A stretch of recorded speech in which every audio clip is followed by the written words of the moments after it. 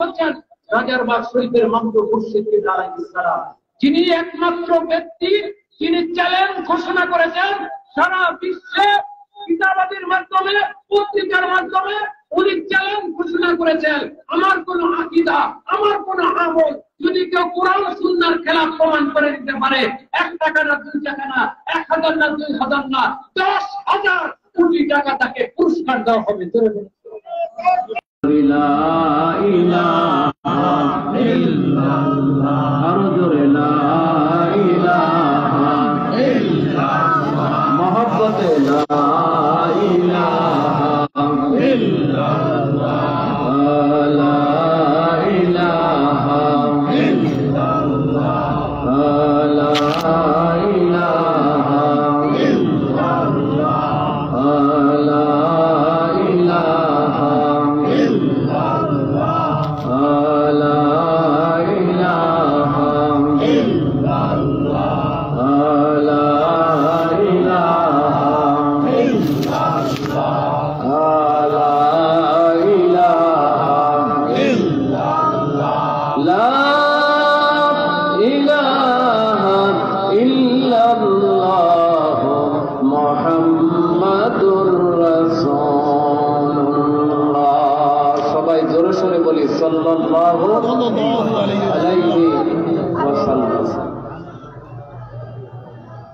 খলিফাতুল্লাহ,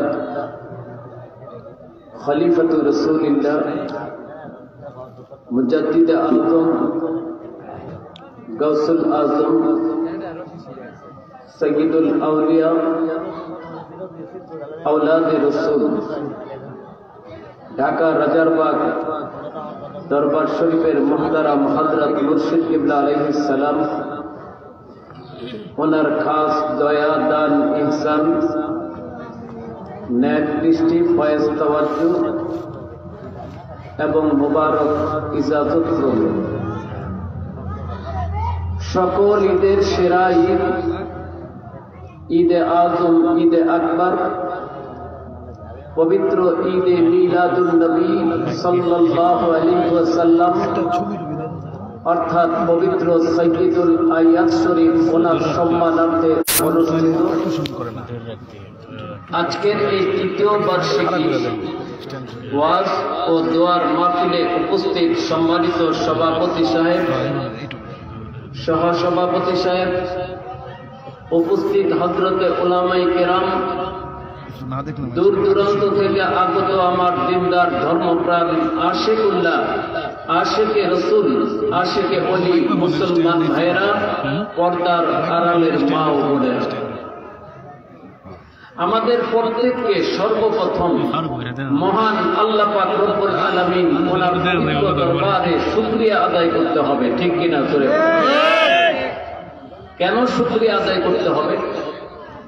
যদি আল্লাহ পাক রব্বুল আলামিন অত্যন্ত ভালোবেসে, মহব্বত করে, পছন্দ করে এই এলাকার অগণিত মুসলমান থেকে বাছাই করে আপনার আমার মতো কতিপয় গুনাহগার পাপী বান্দা বান্দিগুলোর উপর খাস রহমত বর্ষণ না করতেন, তাহলে আপনার আমার পক্ষে আজকের বেহেশতের বাগানে, এ কোরআন শরীফ হাদিস শরীফের মাহফিলে, হাক্কানি রব্বানি আলিম ওলামাদের মাহফিলে, সর্বোপরি পবিত্র সাইয়্যিদুল আয়াত শরীফ মাহফিলে আমাদের পক্ষে আসা, বসা, আলোচনা করা এবং শোনা সম্ভব হতো না, ঠিক কিনা? জোরে বলেন।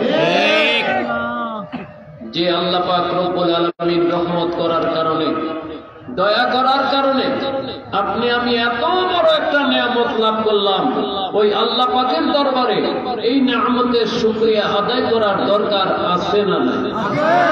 জোরে বলেন, দরকার আছে না না? অবশ্যই দরকার আছে। কারণ আল্লাহ পাক রব্বুল আলামিন পবিত্র কোরআন শরীফের অনেক জায়গায় বান্দা বান্দিকে আল্লাহ পাকের দেয়া নিয়ামতের শুকরিয়া আদায় করতে বলেছেন, বলেন নাই? বলেছেন। আল্লাহ পাক ইরশাদ করেন, লা ইন শাকারতুম লা আযীদান্নাকুম।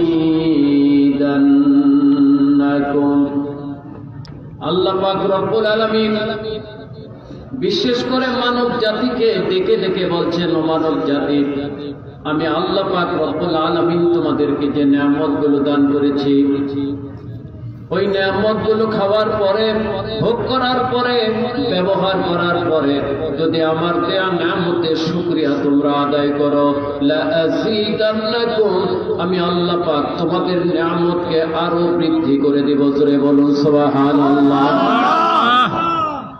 তোমাদের রিজিক বাড়ায় দেব, রিজিকের মধ্যে বরকত দিয়ে দেব, নিয়ামতের মধ্যে বরকত দিয়ে দেব। সুবহানাল্লাহ বলুন। সুবহানাল্লাহ। আল্লাহ পাক নিয়ামত বাড়া দিতে পারেন কিনা? রিজিক বাড়া দিতে পারেন কিনা? নিয়ামতের মালিক কে? রিজিকের মালিক কে? নিয়ামতের বরকত দেওয়ার মালিক কে? আমার আল্লাহ নিয়ামতের মালিক। আল্লাহ পাক নিয়ামতের বরকত দেওয়ারও মালিক। জোরে বলুন সুবহানাল্লাহ। ঠিক কিনা?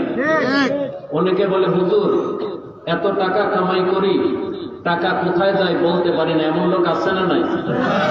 কোটি কোটি টাকা কামাই করে, একদিক দিয়ে আসে আরেক দিক দিয়ে চলে যায়, আছে না নাই? এরকম একটা মামলায় পড়লে লাখ লাখ টাকা যায়, একটা অসুখ হলে সিঙ্গাপুর নিতে হয়, আমেরিকা নিতে হয়, আইসিইউতে রাখতে হয়, লক্ষ লক্ষ কোটি কোটি টাকা চলে যায়। ঠিক কিনা? জোরে বলেন। একদিক দিয়ে কামায় আরেক দিক দিয়ে চলে যায়।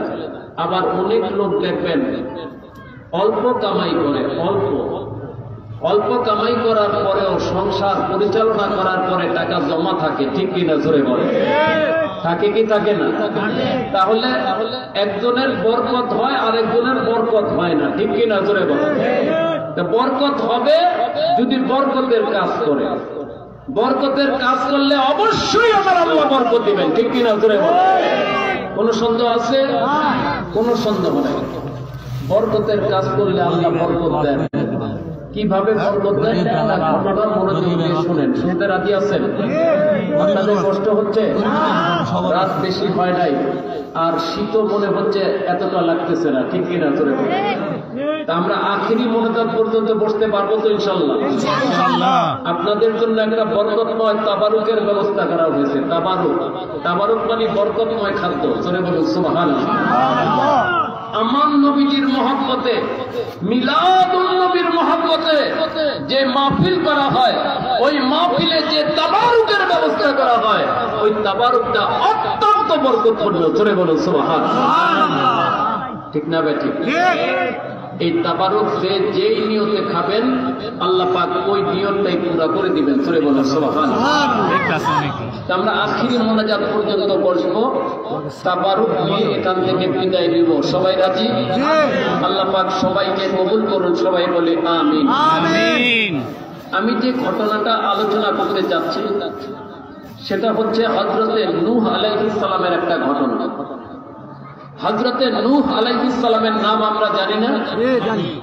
হযরতে নূহ আলাইহিস সালাম, যার সময় আল্লাহ পাক প্লাবন দিয়েছিলেন, বন্যা দিয়েছিলেন, মহাপ্লাবন, মহাবন্যা।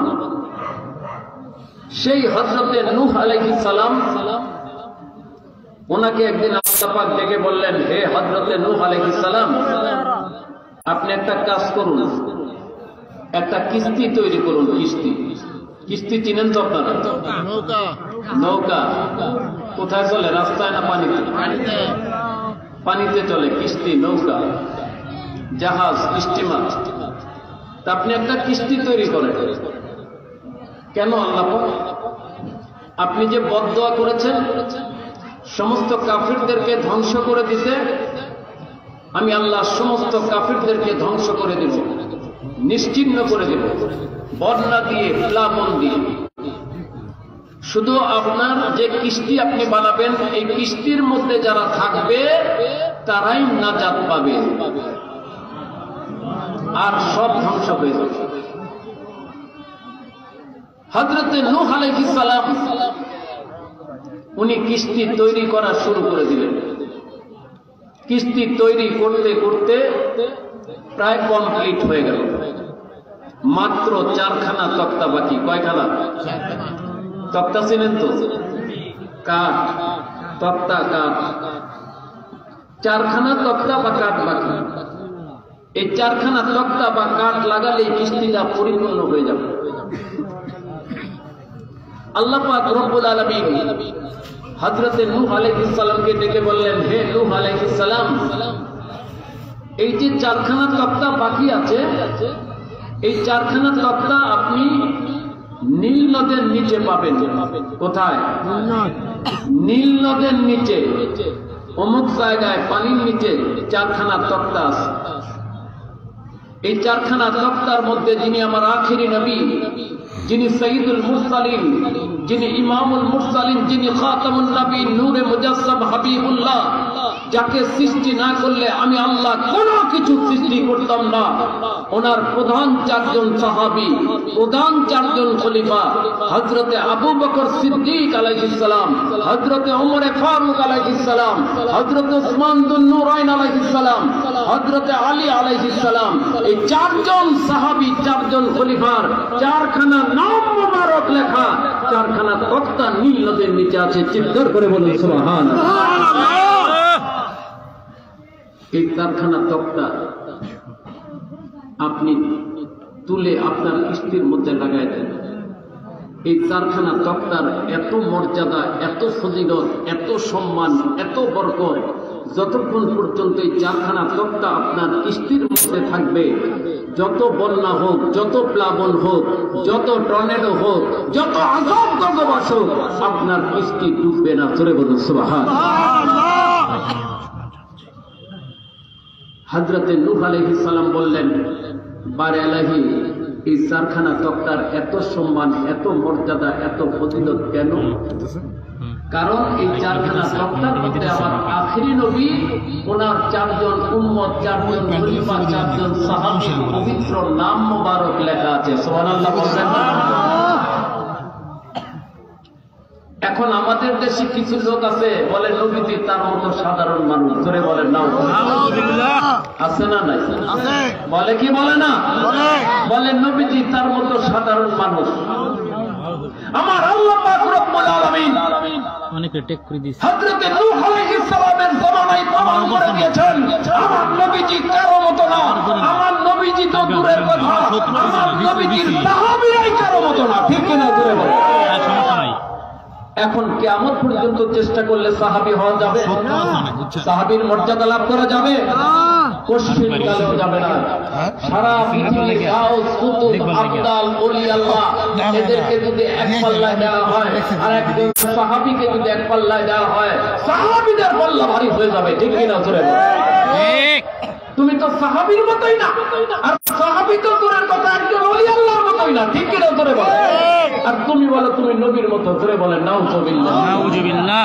আমার আল্লাহ পাক এটা প্রমাণ করে দিলেন যে আমার নবীর সাহাবীদের নাম মোবারকের যদি এই বরকত হয়, তাহলে আমার নবীর নাম মোবারকের কি বরকত, আর আমার নবীর বরকত কতটুকু। জোরে বলুন সুবহানাল্লাহ। ঠিক না বেটে? আমার নবীকে চিনতে হবে, বুঝতে হবে, কারণ নবীজিকে না চিনলে আল্লাহকেও চিনা যাবে যাবে পশ্চিমকালেও না। আগে নবীজিকে চিনতে হবে। ঠিক কিনা? জোরে বলে। কারণ নবীজি আমাকে আল্লাহকে চিনাইছেন। ঠিক কিনা? জোরে বলে। আমরা আল্লাহকে চিনেছি নবীজির মাধ্যমে। ঠিক কিনা? তাহলে নবীজিকে আগে চিনতে হবে, ওনার সম্মান বুঝতে হবে।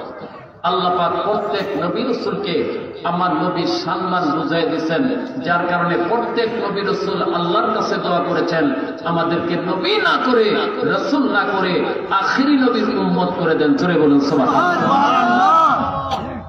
প্রত্যেক নবী রাসূলের দোয়া কবুল হয়েছিল। ঠিক কিনা? সবাই আল্লাহর উম্মত।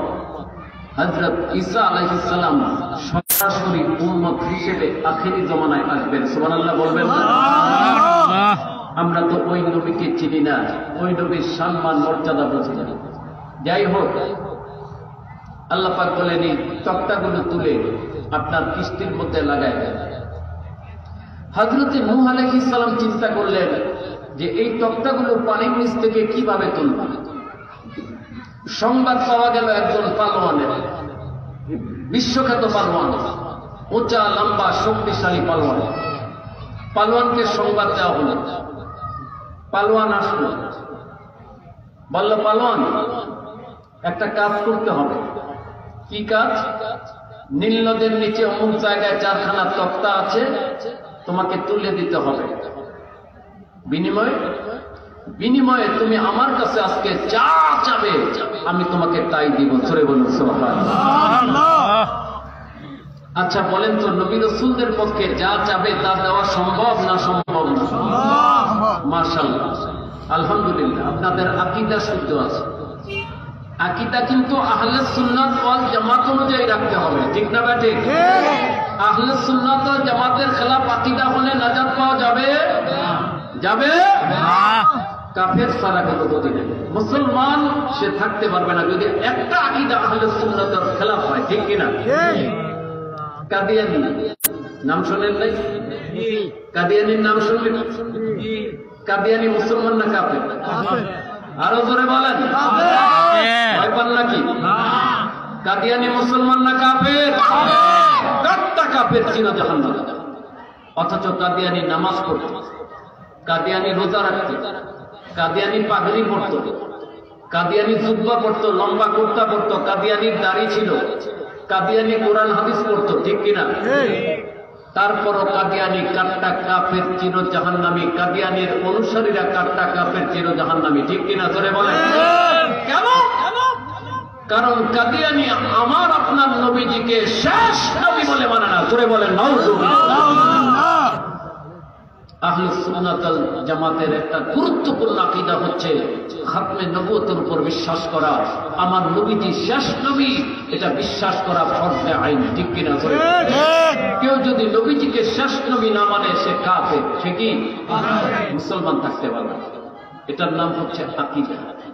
আকীদা যদি ঠিক না থাকে জাহান্নাম ছাড়া কোনো গতি নাই। নবী রাসূল সম্পর্কে আকীদা ঠিক রাখতে হবে। নবী রাসূল ওনাদের পক্ষে যা চাবে তা দেওয়া সম্ভব। অথচ আজকে কিছু কুলাঙ্গার আছে, আজকে কিছু নাদান মূর্খ লোক আছে যারা বলে তোমরা মদিনায় গিয়ে নবীজির কাছে কেন চাও? নবীজির কাছে চাওয়ার কি আছে? নবীজি নাকি কিছু দিতে পারেন না। জোরে বলেন নাউযুবিল্লাহ। আরো জোরে বলেন নাউযুবিল্লাহ। বলে কি বলেন? এমন লোক আছে না নাই? অথচ আল্লাহ পাকের হাবিব নিজে ইরশাদ করেছেন, মিশকাত শরীফ খুললে পাবেন, আল্লাহু ইউতি ওয়া ইন্নামা আনা কাসিম। আল্লাহ পাক বলেন, আল্লাহ পাক দেন। নবীজি বলেন যে আল্লাহ পাক আমাকে দেন আর আমি নবীজি কায়নাতের বুকে বন্টন করি। ধরে বলুন সুবহানাল্লাহ। কে বন্টন করেন? আমার নবীজি বন্টন করেন। প্রত্যেক উম্মতের যা দরকার সবকিছু আল্লাহ আমার নবীকে দেন, নবীজি সবাইকে বন্টন করেন। সুবহানাল্লাহ বলবেন। তাহলে কার কাছে চাইবেন? কার কাছে চাইবেন? যে বন্টন করে তার কাছেই তো যেতে হবে, ঠিক কিনা? তোরে বলেন। এখন এখানে একজনের তাবারুক বন্টন করতেছে, আপনি তার কাছে যাবেন না আরেকজন যে বসে আছে তাবারুক ছাড়া তার কাছে যাবেন? আপনি যাকে বন্টনের দায়িত্ব দেওয়া হয়েছে তার কাছে যেতে হবে, ঠিক কিনা? তোরে বলেন। আমার আল্লাহ আমার নবীকে দায়িত্ব দিয়েছেন বন্টনের। তোরে বলুন সুবহানাল্লাহ। আরে নবী রাসূল তো অনেক উপরে, নবী রাসূল তো অনেক উপরে। ওলি আল্লাহদের ব্যাপারে বলা হয় মাল্লাহুল মাওলা ফালাহুল কুল, যে আল্লাহর হয়ে যায় সব কিছু তার হয়ে যায়, ঠিক কিনা? একজন ওলি আল্লাহর হয়ে যান, সবকিছু তার হয়ে যায়। তাহলে নবী রাসূল কি ওলিদের তেও ছোট না বড়? ওনাদের মর্যাদা আরো বেশি, ঠিক না বেঠিক? তাহলে নবী রাসূলের পক্ষে যা চাবে তা দেওয়া সম্ভব। তুমি কি চাও বলো পালোয়ান? কি চাও? তোমার চাওয়া কি? পালোয়ান বলল, হুজুর আমার একটাই চাওয়া, একটাই পাওয়া। কি চাওয়া?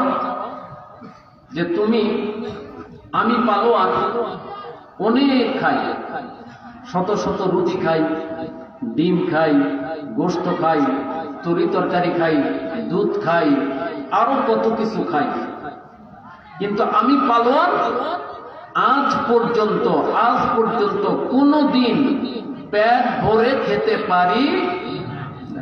তা ভালো কথা? যত খায় পেট ভরে না, এটা ভালো কথা? আমি যত খাই আমার পেট ভরে না, আজ পর্যন্ত পেট ভরে খেতে পারি নাই। যেহেতু আজকে আপনি বলেছেন যা চাবো তাই দিবেন, তাই আমার একটাই চাওয়া, আজকে আপনি আমাকে পেট ভরায়ে তৃপ্তি সহকারে খাদ্য খাবেন। সুবহানাল্লাহ। হযরতে নূহ আলাইহিস সালাম বললেন, পালোয়ান এটা কোনো শর্ত হলো? এটা কোনো শর্ত হলো? এটা তো সাধারণ একটা শর্ত, ঠিক না ভাই? সাধারণ শর্ত। এখন সাধারণ নবী রাসূলের জন্য সাধারণ, কিন্তু আমাদের জন্য কঠিন ছিল, ঠিক কিনা ধরে বলেন? নবী রাসূলের কাছে এটা সাধারণ, কোনো ব্যাপারই নেই। ঠিক আছে, আমি তোমার শর্তে রাজি, তুমি কাজ করো। পালোয়ান পানির নিচে ডুব দিল, ডুবায়ে ডুবায়ে একটা একটা করে 4খানা তক্তা তুলে আনল। হযরতে নূহ আলাইহিস সালাম 4খানা তক্তা কিস্তির মধ্যে লাগায় দিলেন, কিস্তির মধ্যে লাগায় দিলেন, কিস্তির মধ্যে লাগায় দিলেন 4খানা তক্তা। কিস্তিটা পরিপূর্ণ হয়ে গেল, জোরে বলুন সুবহানাল্লাহ। এবার পালোয়ান বলল, হুজুর শর্ত পূরণ করেন। হযরতে নূহ আলাইহিস সালাম পালোয়ানকে ঘরে নিয়ে গেলেন, ঘরে নিয়ে ওনাকে বসতে দিলেন, ওনার সামনে চামড়ার দস্তরখানা বিছাই দিলেন, জোরে বলুন সুবহানাল্লাহ। কি বিছাই দিলেন? চামড়ার দস্তরখানা। দস্তরখানা ছিলেন তো, চিনি তো আমরা। কি করে? মাথায় নিয়ে ধরে কি করে? মাশাআল্লাহ, দস্তরখানা বিছায়ে খাদ্য খায়। আগে মুসলমানের ঘরে ঘরে দস্তরখানা ছিল, ছিল কিনা ধরে বলে? এখন দস্তরখানা পাওয়া যায়, এখন ডাইনিং টেবিল ঢুকেছে। কি ঢুকেছে? Dining table. ঠ্যাঙের উপর ঠ্যাং দিয়ে ভাত না খেলে, খাদ্য না খেলে হজম হয় না, ধরে বলেন নাউযুবিল্লাহ। আমার নবীর আদর্শ, আমার নবীর সুন্নাত ভালো লাগে না, কাফের মুশরিক বেঈমান মুসলিমদের আদর্শ এখন মুসলমানের ভালো লাগে, ঠিক কিনা ধরে বলেন? আফসোস মুসলমানের, নবীর সুন্নাত পালন করতে লজ্জা লাগে। লাগে কি লাগে? লজ্জা লাগে নবীর সুন্নাত পালন করতে। দাড়ি রাখতে লজ্জা লাগে, টুপি পড়তে লজ্জা লাগে, লম্বা কুর্তা পড়তে লজ্জা লাগে, মেয়েদের বোরকা পড়তে লজ্জা লাগে, জোরে বলেন নাউযুবিল্লাহ। কিন্তু কাফের মুশরিকদের লেবাস, কাফের মুশরিকদের সুরত ধারণ করতে লজ্জা লাগে? লাগে? কাফেরদেরকে খুব ভালো লাগে, কাফেরদের জিনিসগুলো খুব পছন্দ, নবীর জিনিসগুলো পছন্দ হয় না, জোরে বলেন নাউযুবিল্লাহ। এই যে বিশ্বকাপ ফুটবল খেলা গেল, বিশ্বকাপ ফুটবল খেলা, উন্মাদনা, ঘরে ঘরে সাদে সাদে আর্জেন্টিনার পতাকা, ঠিক কিনা ধরে বলে? ব্রাজিলের পতাকা। নিজের বাড়ি থেকে শ্বশুর বাড়ি পর্যন্ত আর্জেন্টিনার পতাকা লাগাইছে। বাগান বিক্রি করে দিয়েছে, 5 লাখ টাকার বাগান বিক্রি করে দিয়ে নিজের স্ত্রীর জমানো টাকা ভেঙে 5 লক্ষ টাকা খরচ করে আর্জেন্টিনার পতাকা লাগাইছে নিজের বাড়ি থেকে আপনার শ্বশুর বাড়ি পর্যন্ত, জোরে বলেন নাউযুবিল্লাহ। মেসির গেঞ্জি গায়ে দিয়ে ঘুমায়, মেসির গেঞ্জি, নেইমারের গেঞ্জি গায়ে দিয়ে ঘুমায়, ঠিক কিনা জোরে বলেন? আছে না নাই? কিন্তু আমার নবীজির মিলাদুন নবীর মাহফিলের সময় একটা পতাকা উড়াতে দেখি না, ঠিক কিনা জোরে বলেন? আমার নবীর মিলাদুন নবীর মাহফিলে 10টা টাকা দিতে তার কষ্ট লাগে, ঠিক কিনা জোরে বলেন? আমার নবীর মাদ্রাসায় টাকা দিতে লজ্জা লাগে, মসজিদে টাকা দিতে লজ্জা লাগে, ঠিক কিনা জোরে বলেন? টাকা দিতে পারে না। কাফের মুশরিকদের খেলার জন্য টাকা দেয়, জোরে বলেন নাউযুবিল্লাহ। তাকে মহব্বত করে। কিছুদিন আগে, অনেক বছর আগে বিশ্বকাপ ফুটবল খেলা চলছিল, তো ওই সময় পত্রিকায় একটা নিউজ আসে। কি নিউজ? নিউজটা হলো 7 জন যুবক তারা একসাথে মাথার চুল ফেলে দিয়েছে। মাথার চুল নেড়ে করা বুঝলেন তো? টাক মাথা, মাথার চুল ফেলে দিয়েছে, নেড়ে করে ফেলেছে। 7 জন যুবক একসাথে চুল ফেলে দিয়ে ছবি তুলেছে, পোজ দিয়ে ছবি তুলেছে। পত্রিকার মধ্যে ছবিটা এসেছে, নিচে লেখা আছে এই 7 জন যুবক, এরা হলো ব্রাজিলের একটা খেলোয়াড় ছিল তখন, রোনালদো নাম। এই রোনালদোর মাথায় নাকি চুল ছিল না। এই রোনালদোর মাথায় চুল ছিল না, এরা হচ্ছে রোনালদোর ভক্ত।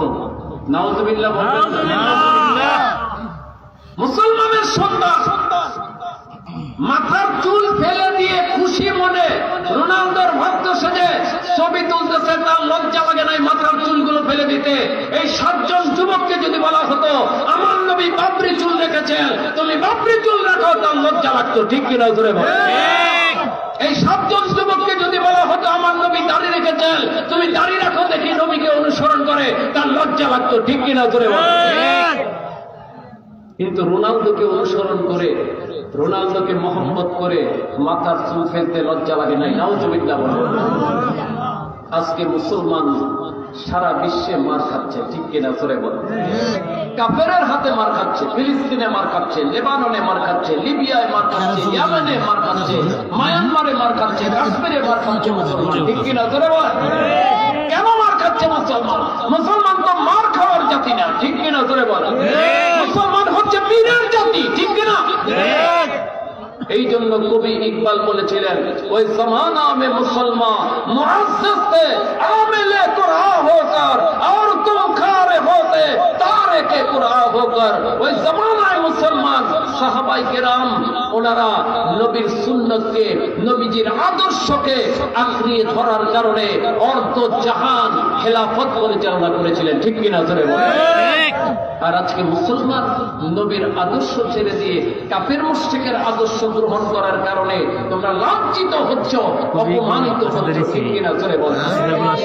রাজার বাগের মাধ্যম মুর্শিদ কিবলা আলাইহিস সালাম আজকে এই কথাটাই মুসলমানকে জানিয়ে দিচ্ছেন যে আর কাফের মুশরিকের অনুসরণ করো না, কাফের মুশরিকদের গোলামি করো না, কাফের মুশরিকদের পিছনে ঘুরো না, আমার নবীর পিছনে ঘুরো, আমার নবীর সাহাবীদের পিছনে ঘুরো, ওলি আল্লাহদের পিছনে ঘুরো। ঠিক কিনা বলেন?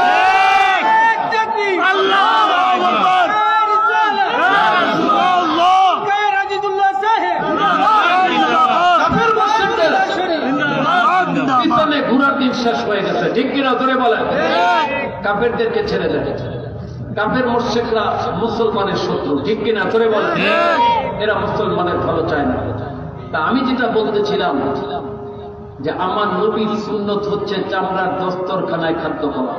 সুবহানাল্লাহ বলবেন?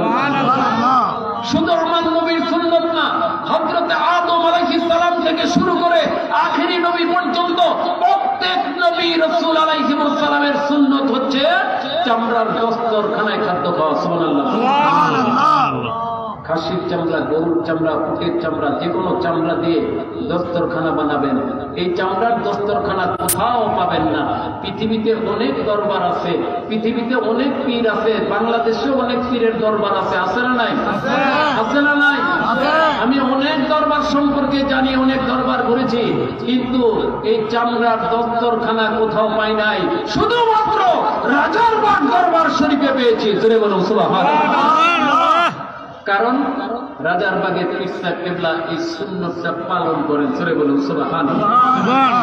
উনি দস্তরখানা বিছায় খাদ্য খান। সুবহানাল্লাহ বলুন। এবং চামড়ার দস্তরখানা যেন প্রত্যেকটা মুসলমানের ঘরে ঘরে পৌঁছে যেতে পারে, এই জন্য উনি আন্তর্জাতিক সুন্নত মোবারক প্রচার কেন্দ্র তৈরি করেছেন। ওই প্রচার কেন্দ্রের গাড়িগুলো আমাদের প্রত্যেক জেলায় জেলায়, থানায় থানায়, প্রত্যেক এলাকায় এলাকায় এই প্রচার কেন্দ্রের গাড়িগুলো যায়। এই এলাকায় আসে, আপনারা তাদের কাছে চামড়ার দস্তরখানা পেয়ে যাবেন। জোরে বলুন সুবহানাল্লাহ।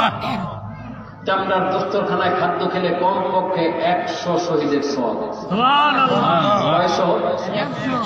100 শহীদ সাহাবায়ে কেরাম যেমন শহীদ হয়েছেন, এরকম 100 শহীদের সওয়াব একটা সুন্নত আদায় করলে। সুবহানাল্লাহ। দস্তরখানা বিছায় খাদ্য খেলে দস্তরখানায় খাদ্য পড়তে পারে না? আপনি যদি টোকায়া খান, খাদ্যটা যদি টোকায়া খান, আপনার চেহারায় নূর পয়দা হবে। সুবহানাল্লাহ। আপনার খাদ্যের মধ্যে আল্লাহ বরকত দান করবেন। সুবহানাল্লাহ। দস্তরখানা ব্যবহার করতে রাজি আছি না নাই? সুন্নত পালন করতে রাজি আছি না নাই? আমি বলি না একদিনে সব সুন্নত পালন করেন, যেটা সহজ, যেটা পারেন একটা একটা করে আমার নবীর সুন্নত গুলো ধরেন। ঠিক কিনা জোরে বলেন? নবীর আদর্শ নিজের জীবনে বাস্তবায়ন করেন, আপনি আশিকে রাসূল হয়ে যেতে পারবেন। জোরে বলুন সুবহানাল্লাহ। চামড়ার দস্তরখানা বিছায় দিলেন, মনে আছে তো? চামড়ার দস্তরখানার মধ্যে 3টা রুটি দিলেন। কয়টা? 3টা রুটি দিলেন। সাথে একটু তরকারি দিলেন, এক পেলা তরকারি। রুটি খেতে তরকারি লাগবে তো, এক পেলা তরকারি দিলেন। তো 3টা রুটি দেখে পালোয়ানের কপালের মধ্যে ভাঁজ করে গেল। পালোয়ান বলছে, হে আল্লাহ পাকের সম্মানিত রসুল হযরতে নূহ আলাইহিস সালাম, আপনি কি আমার সাথে ঠাট্টা করছেন, বিদ্রুপ করছেন? জোরে বলেন নাউযুবিল্লাহ। নাউযুবিল্লাহ। নবী রাসূলগণ ঠাট্টা বিদ্রুপ করেন না? না করতে পারেন না? আলহামদুলিল্লাহ। আপনারা তো বললেন ঠাট্টা বিদ্রুপ করতে পারেন না। অনেক তক্তা মার্কা বক্তা আছে, দেখবেন স্টেজে উঠে মাইক ধরে বলবে হযরত আদম আলাইহিস সালাম একটা গুনাহ করে 300 থেকে 350 বছর কেঁদেছিলেন। জোরে বলেন নাউযুবিল্লাহ।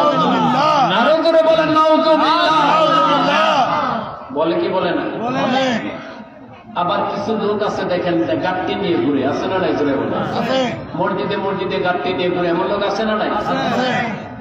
এদের লেখা একটা কিতাব আছে, তাবলীগ গোটা উম্মতের গুরু দায়িত্ব। কিতাবের নাম তাবলীগ গোটা উম্মতের গুরু দায়িত্ব, নামটা মনে রাখবেন। কিতাবটা লিখেছে মাওলানা ইসমাইল হোসেন দেওবন্দি। ইসমাইল হোসেন দেওবন্দি। এই কিতাবের মধ্যে সে লিখেছে, এক জায়গার মধ্যে আছে যে আল্লাহ পাকের সম্মানিত নবী হযরত ইউনূস আলাইহিস সালাম, উনি আল্লাহর আদেশ অমান্য করে তাবলীগের কাজ, দাওয়াতের কাজ বন্ধ করে দেওয়ার কারণে উনি পালিয়ে যেতেছিলেন। ওনার উপরে আল্লাহর গজব নাযিল হয়েছে, উনি মাফে পেয়ে গেছেন। জোরে বলেন নাউযুবিল্লাহ। আরো জোরে বলেন নাউযুবিল্লাহ। ঈমান থাকবে। নবী রাসূলগণ আল্লাহর আদেশ অমান্য করেন, ওনারা কি পালায় যান আল্লাহ থেকে? ওনাদের উপর কি গজব নাযিল হয়? আরে ওলি আল্লাহরা যেখানে থাকে সেখানে আল্লাহর গজব থাকে না। সুবহানাল্লাহ। একজন হক্কানি আলেম যেই রাস্তা দিয়ে হেঁটে যান, কবরস্থানের পাশ দিয়ে হেঁটে গেলে 40 দিন কবরে আযাব মাফ হয়ে যায়। চলে বলুন সুবহানাল্লাহ। ঠিক না ব্যাঠিক? একজন হক্কানি আলেম ওলি আল্লাহ যে জায়গায় থাকে ওই জায়গায় আল্লাহর রহমত নাযিল হয়। ইন্না রাহমাতাল্লাহি কারীবুম মিনাল মুহসিনিন। আছে না নাই? কোরআন শরীফের কথা। নিশ্চয়ই আল্লাহর রহমত মুহসিন নেককার বান্দাদের কাছে থাকে। জোরে বলুন সুবহানাল্লাহ। সুবহানাল্লাহ।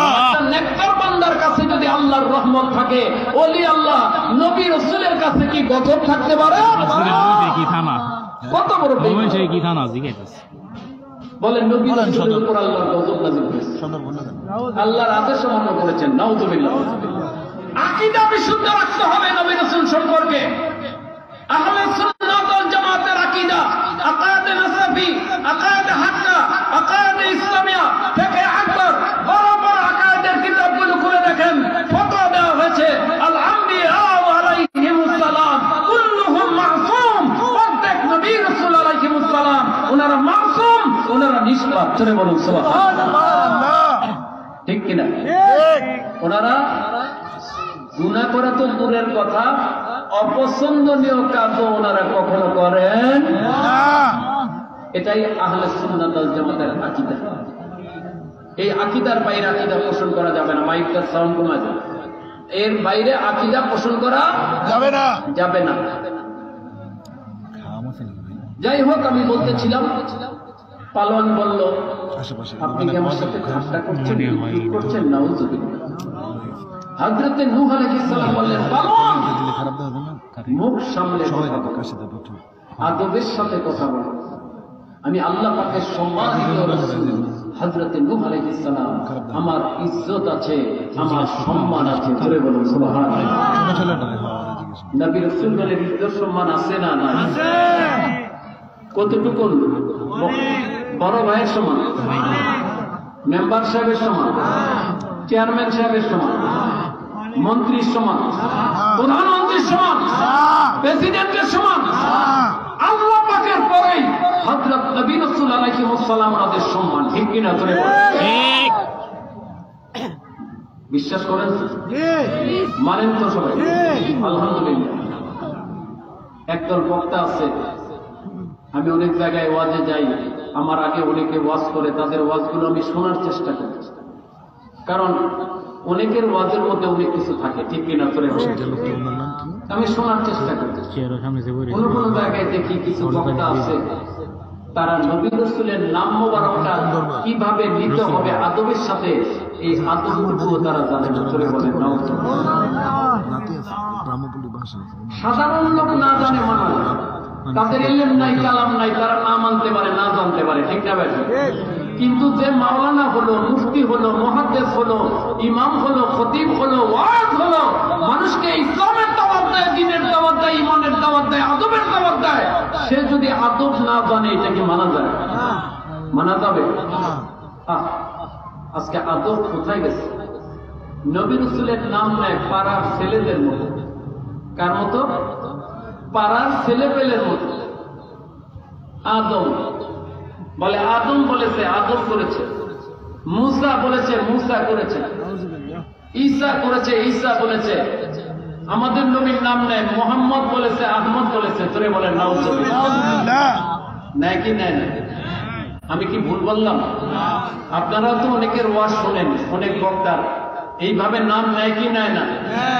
আগেও কিছু নাই, পরেও কিছু নাই। মনে হচ্ছে পাড়ার ছেলেদের নাম নিচ্ছে। এই নামে ছেলে পেলে আছে না নাই পাড়ায়? ইব্রাহিম নামে ছেলে পেলে আছে না নাই? ঈসা নামে ছেলে পেলে আছে না নাই? মুসা নামে ছেলে পেলে আছে না নাই? মোহাম্মদ আহমদ নামে আছে না নাই? মনে হচ্ছে পাড়ার ছেলে পেলের নাম নিচ্ছে। বেয়াদব, চরম বেয়াদব।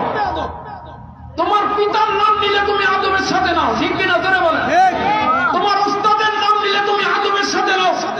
তোমার পীর সাহেবের নাম নিলে কত লকব, কত উপাধি দিয়ে পীর সাহেবের নামটা ঘোষণা দাও, ঠিক কিনা? ধরে বলে একজন বক্তা স্টেজে আসলে তার আগে পিছিয়ে কত কিছু লাগায় তারপরে তার নামটা ঘোষণা দেওয়া হয়, ঠিক কিনা? ধরে বলে একজন প্রধানমন্ত্রী, একজন প্রেসিডেন্টের, একজন নেতা কর্মীর নাম নাম নেয় আদবের সাথে, ঠিক কিনা? ধরে বলে। আর নবী রাসূলের নামটা নেয় পাড়ার ছেলেদের মতো। নাউজুবিল্লাহ। ঈমান থাকবে, আদব রক্ষা করতে হবে। আজকের মাহফিল থেকে আমরা এই আদবটা শিখে যাব যে নবী রাসূল ওনাদের নাম মোবারক কিভাবে নিতে হবে। শিখতে রাজি আছি আমরা? নবী রাসূল আলাইহিস সালাম ওনাদের নাম মোবারক নিতে হলে প্রথমে কমপক্ষে হযরত বলতে হবে। কি বলতে হবে? হযরত। আবার অনেকে হযরত বলে, হযরত না, হযরত।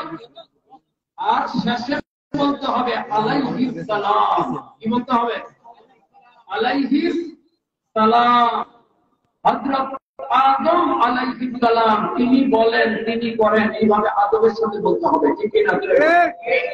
হযরত মূসা কালিমুল্লাহ আলাইহিস সালাম, হযরত ঈসা রূহুল্লাহ আলাইহিস সালাম, হযরত ইব্রাহিম খলিলুল্লাহ আলাইহিস সালাম, ঠিক না? আমাদের যিনি নবী, আখির নবী, রাহমাতুল লিল আলামিন, নবী গণের নবী, রাসূল গণের রাসূল, ওনার নাম মোবারক যেখানে সেখানে যখন ওনাকে নাম নিয়ে ডাকা যাবে, ওনার নাম যেখানে সেখানে উচ্চারণ করা যাবে। কারণ আমার আল্লাহ কোরআন শরীফের কোথাও আমার নবীকে ইয়া মুহাম্মদ, ইয়া আহমদ বলে ডাকতেন না, ঠিক কি না? চলে বলে আল্লাহ বলেন ইয়াসিন, হামিম, মুসাম্মিল, মুদাসসির, ঠিক কি না? লকব দিয়ে আমার নবীকে সম্বোধন করেছেন। এই জন্য রাজার বাগের মামুন মুর্শিদ কিবলা আলাইহিস সালাম তিনি আমাদেরকে শিক্ষা দিয়েছেন আমাদের নবীজির নাম মোবারক উচ্চারণ করতে হলে আমাদেরকে এইভাবে উচ্চারণ করতে হবে, সাইয়্যিদুল মুরসালিন, ইমামুল মুরসালিন, খাতামুন নবিয়্যিন, নূরে মুজাসসাম, হাবিবুল্লাহ, হুজুর পাক সাল্লাল্লাহু আলাইহি ওয়াসাল্লাম। সুবহানাল্লাহ। এইভাবে আদবের সাথে আমার নবীর নাম নিবেন। সবাই রাজি আছেন তো? এইভাবে আদবটা রক্ষা করুন। বেয়াদব আল্লাহর রহমত থেকে বঞ্চিত, ঠিক কি না? ঠিক। হযরত নূহ আলাইহিস সালাম বললেন, পালোয়ান আদবের সাথে কথা বলো, আমরা নবী রাসূলগণ কখনো ঠাট্টা করি না, বিদ্রুপ করি না। পালোয়ান বলল, হুজুর তাহলে আপনি আমাকে মাত্র 3টা রুটি দিলেন, মাত্র 3টা রুটি দিলেন আপনি আমাকে। আপনি জানেন, সবাই জানে আমি শত শত রুটি খাই, আমার পেট ভরে না, আজ পর্যন্ত আমি পেট ভরে খেতে পারি নাই। এত কিছু খাওয়ার পরেও, আপনি জানার পরেও আপনি আমাকে মাত্র 3টা রুটি দিলেন। আল্লাহ পাকের সম্মানিত নবী হযরত রাসূল হযরত নূহ আলাইহিস সালাম বললেন, পালোয়ান তুমি তোমার শর্তের কথা ভুলে গেছো, তুমি তোমার শর্তের কথা ভুলে গেছো। তোমার সাথে আমার এই শর্ত ছিল না, তোমাকে আমি 10,000, 20,000, 1 লাখ, 2 লাখ কোটি পাবো, এই শর্ত ছিল? কি শর্ত ছিল মনে আছে না? না খেয়ে ফেলেছেন? মাশাআল্লাহ, পেট ভরায় তৃপ্তি সহকারে খাদ্য খাওয়াতে হবে। সুবহানাল্লাহ বলুন। পালোয়ান বলল, কি হুজুর, এটাই শর্ত ছিল। যদি এটাই শর্ত থেকে থাকে তাহলে তোমার কপালে কাজ করছে কেন? তুমি চিন্তা করছো কেন? তুমি ফিকির করছো কেন? তোমার চিন্তার কোনো কারণ নাই, ফিকিরের কোনো কারণ নাই। আমি যেহেতু ওয়াদা করেছি তোমাকে পেট ভরায় তৃপ্তি সহকারে খাদ্য খাওয়াবো, আমি আজকে তোমাকে যত রুটি লাগে তত রুটি দিব, তোমার পেট ভরায় খাওয়াবো ইনশাআল্লাহ। তুমি শুধু বিসমিল্লাহির রহমানির রহিম বলে কি বলে? বিসমিল্লাহির রহমানির রহিম। আমরা খাওয়ার সময় বিসমিল্লাহ বলি তো? সবাই বলি তো? আলহামদুলিল্লাহ। অনেকে কিন্তু ভুলে যায়, ঠিক কি না? খাদ্য সামনে আসলে হুঁশ থাকে না, খাদ্য সামনে আসলে হুঁশ থাকে না। বিসমিল্লাহ বলবে দূরের কথা, হাত ধোয়ার সময় পায় না। বলে হাতটা ধুয়ে নেন, ভাই হাত ধোয়ার সময় নাই। বলে বসেন, আমরা বসার সময় নাই, দাঁড়াই মেরে দিল, তার বসারও সময় নাই। হাত ধুবে তাও সময় নাই, বসারও সময় নাই। এটা মুসলমানের তরিকা না, এটা কাফের মুশরিকদের তরিকা, ঠিক কিনা বলে বলে? মুসলমানের তরিকা হচ্ছে সুন্নতি কায়দায় খাদ্য খাওয়া, ঠিক কিনা? আমার নবী খাদ্য খাওয়ার তরিকা শিক্ষা দিয়েছেন কি দেন নাই? তোরে বলেন দিয়েছেন কি দেন নাই? আমার নবী হাতে কলমে শিক্ষা দিয়েছেন। সুবহানাল্লাহ। মুসলমানের খাদ্য খাওয়ার তরিকা আছে না নাই? দস্তরখানা বিছাবেন, দস্তরখানা বিছায়ে মাটিতে বসে নামাজের শুরুতে বসবেন। দস্তরখানার মধ্যে লবণ নিবেন, পানি নিবেন। খাদ্য শুরু করার আগে বিসমিল্লাহ বলে একটু লবণ খাবেন। করে বলুন সুবহানাল্লাহ। কি খাবেন? লবণ খাবেন। লবণ খাওয়া খাদ্যের শুরুতে সুন্নাত। করে বলুন সুবহানাল্লাহ। খাদ্য ডান দিক থেকে খাবেন, লোকমাটা ডান দিক থেকে নেবেন, ডান দিক দিয়ে চাপাবেন। খাদ্যের মাঝে মাঝে পানি পান করবেন। খাদ্য শেষ হলে প্লেটটা ভালো করে পরিষ্কার করে খাবেন। নবাব দাদার মতো খাদ্য রেখে দেবেন না, ঠিক কিনা? খাদ্যটা পরিষ্কার করে, প্লেট পরিষ্কার করে খাবেন, কারণ খাদ্যের বরকত হচ্ছে শেষে। জোরে বলুন সুবহানাল্লাহ। শেষেরটা ভালো করে পরিষ্কার করে খাবেন। সুবহানাল্লাহ। খাদ্য শেষে যেই জায়গায় খাবেন, যেই প্লেটে খাবেন, ওই প্লেটে হাত ধোয়া সুন্নতের খেলাফ। আমার নবী যে পাত্রে খেতেন ওই পাত্রে হাত ধুতেন না, অন্য পাত্রে হাত ধুতেন। জোরে বলুন সুবহানাল্লাহ। খাদ্যের শেষে আবার একটু লবণ মুখে দিবেন, আলহামদুলিল্লাহ। জোরে বলুন সুবহানাল্লাহ। আলহামদুলিল্লাহ বলে লবণ মুখে দিবেন, দেখবেন বরকত পাবেন। জোরে বলুন সুবহানাল্লাহ। হাদিস শরীফে আছে, কেউ যদি খাদ্যের আগে পরে লবণ খায় কমপক্ষে 82টা রোগের শেফা হয়ে থাকে। জোরে বলুন সুবহানাল্লাহ। কয়টা রোগের? 82টা রোগের। আজকে নবীর সুন্নাত নাই, এই জন্য রোগেরও শেষ নাই, ঠিক কিনা? জোরে বলেন। কাজে নবীর সুন্নাত মোতাবেক, তরিকা মোতাবেক চললে অসুখ বিসুখ থাকতে পারে না। যাই হোক, বিসমিল্লাহ বলে যে কোনো কাজ করবে আপনার বরকত হবে, ঠিক কিনা? জোরে বলেন। কি হবে? বরকত। দেখেন কেমন বরকত। কিতাবে লেখা হয়, পালোয়ান যখন বিসমিল্লাহ বলে রুটি খাওয়া শুরু করে দিল, ওই 3টা রুটির মধ্য থেকে মাত্র 2টা রুটি খেলো। কয়টা? মাত্র 2টা রুটি খেলো। 2টা রুটি খাওয়ার পরে আবার চিৎকার দিয়ে বলে উঠলো, ও আল্লাহ পাকের সম্মানিত রাসূল হযরত নূহ আলাইহিস সালাম, এই যে 3য় রুটিটা আছে, এই 3য় রুটি থেকে আমি পালোয়ানের পক্ষে আর একটুও খাওয়া সম্ভব না। আমি পালোয়ান জীবনে প্রথমবারের মতো পেট ভরে তৃপ্তি সহকারে খাদ্য খেলাম। করে বলুন সুবহানাল্লাহ।